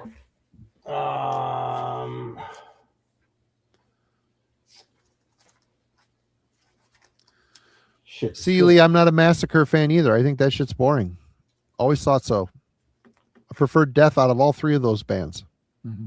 I get Lee's point. I mean, like if you I just do get wanted, your if point. somebody had never heard death metal, just like give me just like a good stereotypical example. Yeah, any of those things Lee mentioned would work. If you're trying to sound like, give me the best death metal, I want to hear like the top shelf stuff, then yeah, you would give them a different title. All right, this last one here, this is kind of a classic, and it will ruffle feathers, but there's like a project album for me because I've been working on cultivating an appreciation for this record for a lot of years, and I've made a lot of progress. I like this record a lot more than I used to, but it's still not my favorite. You'll get there. I believe you. I mean, there's nothing bad I can say about this record. There's literally nothing bad I can say. I mean, fucking... That's a creepy picture on the back. The titles... Mm-hmm. I mean, even the fucking typeface they used is like, what the fuck were they thinking, you know? This record was made for me. Mm-hmm. And I'm still working on it. I love it, but I'm still working on it. Yeah. I mean, it's not an easy album necessarily to wrap your head around either. It's I don't think it's an album anyone puts on it immediately. It's just like, oh, I get that. I mean, I'll show what else I had in the stack, by the way, too. This guy, I was thinking about putting this one out there just for Alan. Yeah, you're just being mean. Yeah, that's why I picked the other one. All right. I've got 4 left on the stack. We'll go through them very fast. Savage, the Loose and Lethal album. The title track is great, and the rest of it sounds exactly like most of the other stuff on the Ebony label sounded. This is one that a lot of folks list very high in their new wave of British heavy metal rankings, and I'm like, sure, it's good. I wish I liked it as much as you did, but I don't know. I think I just heard it too late. I think I'd already heard so many Chateau albums and different compilations from Ebony that this band, when I heard this, it sounded like just another Ebony band, Grim Reaper and stuff. So it's never had the same impact for me as other folks, but I wish it did. It's got a cool and look, it's a cool logo, especially by new wave of British heavy metal standards. It's a kick-ass album title. It's a kick-ass piece of artwork. Title track's great. This one, here's one. Go ahead. Oh, sorry. Yeah, here's one I keep grinding on over time, and it is incrementally working its way up. At the Gates with Fear I Kiss the Burning Darkness. I wish I will put this in the same pantheon other people did. I don't yet. Give me time. It takes time to do these things sometimes. I'm not gifted. I'm slow. I get it. Trying to get there. We're going quick. Alice in Chains, Dirt. I like it. I like that. But I actually like Facelift better, and I feel like I'm in a vast minority on that point. This one, I don't know. I played it like it's good. I don't have Alice in Chains on that same pantheon of best 90s band ever like some folks do, and that's okay. I'm okay with that. I do feel like I should like this album more than I do. I like Facelift better of the two. I play that one a lot more. So this one's got some great songs on it, but the tracks in between just don't stick with me. And last up, Edge of Sanity's Crimson. That's again. Crazy. You're just crazy right now. Yes, it is crazy to write one song that's 46 minutes long and expect me to not get lost multiple times along the way, no matter how hard I try. It's cool, but I either if I don't treat it as background music, I just lose the plot along the way. These album-long songs are always a really tough sell for me. So it's just the format on this one. Musically, yeah, the parts are cool, but trying to sit down and actually listen to this start to finish, for me, it's a job. And it's not fun for your music to become a job for you. So even though the music's really well done, to your point, Marty, the format is it's a format I struggle with. That's the end of my stack. All right. Hey, you know why that Savage album is so highly regarded? Because the fucking people don't have the singles. It could be, yeah, because again, the tracks. All you have Maybe it's is- another band that's better in small doses, where you just have 2 or 4 tracks at a time. I like the second album too. People don't know the scene is what I'm is more like what I mean is like that one really kind of has that new wave of British heavy metal sound more than like most things, right? But if the only things you're evaluating are Witchfinder General and Iron Maiden and Venom and Savage and Saxon, well then that's really sort of a cool outlier. It's better than the Jaguar record. But like if you're collecting the singles, you're like, oh well, there's so much. This is nothing compared to some of the shit I have in this box over here. Which, in fairness, is hard shit to get. You know what I mean? It takes a lot of effort to dig into it. Mm-hmm. But like if you didn't have all that shit, I'd be more surprised that you didn't like Savage. It could be, and yeah, like it may be one that I just came to too late, and yeah, now it's always going to stand further back in the line. Yeah, if you're listening to Marquis de Sade, Savage isn't a great follow-up. Yeah, if you're digging into all that kind of stuff, could be. That's a good point. All right, my final salvo here. Exhorder, Slaughter in the Vatican. Not a big. I almost picked them. Yeah, not a big fan of the Southern sound, and granted, it's not their fault that Pantera glommed onto their sound and changed their entire motif to be more like Exhorder. But I always thought the cover and the title was better than the rest of the album. There's some good shit on here. There's some great playing on here. The song, I could just never connect with the songs.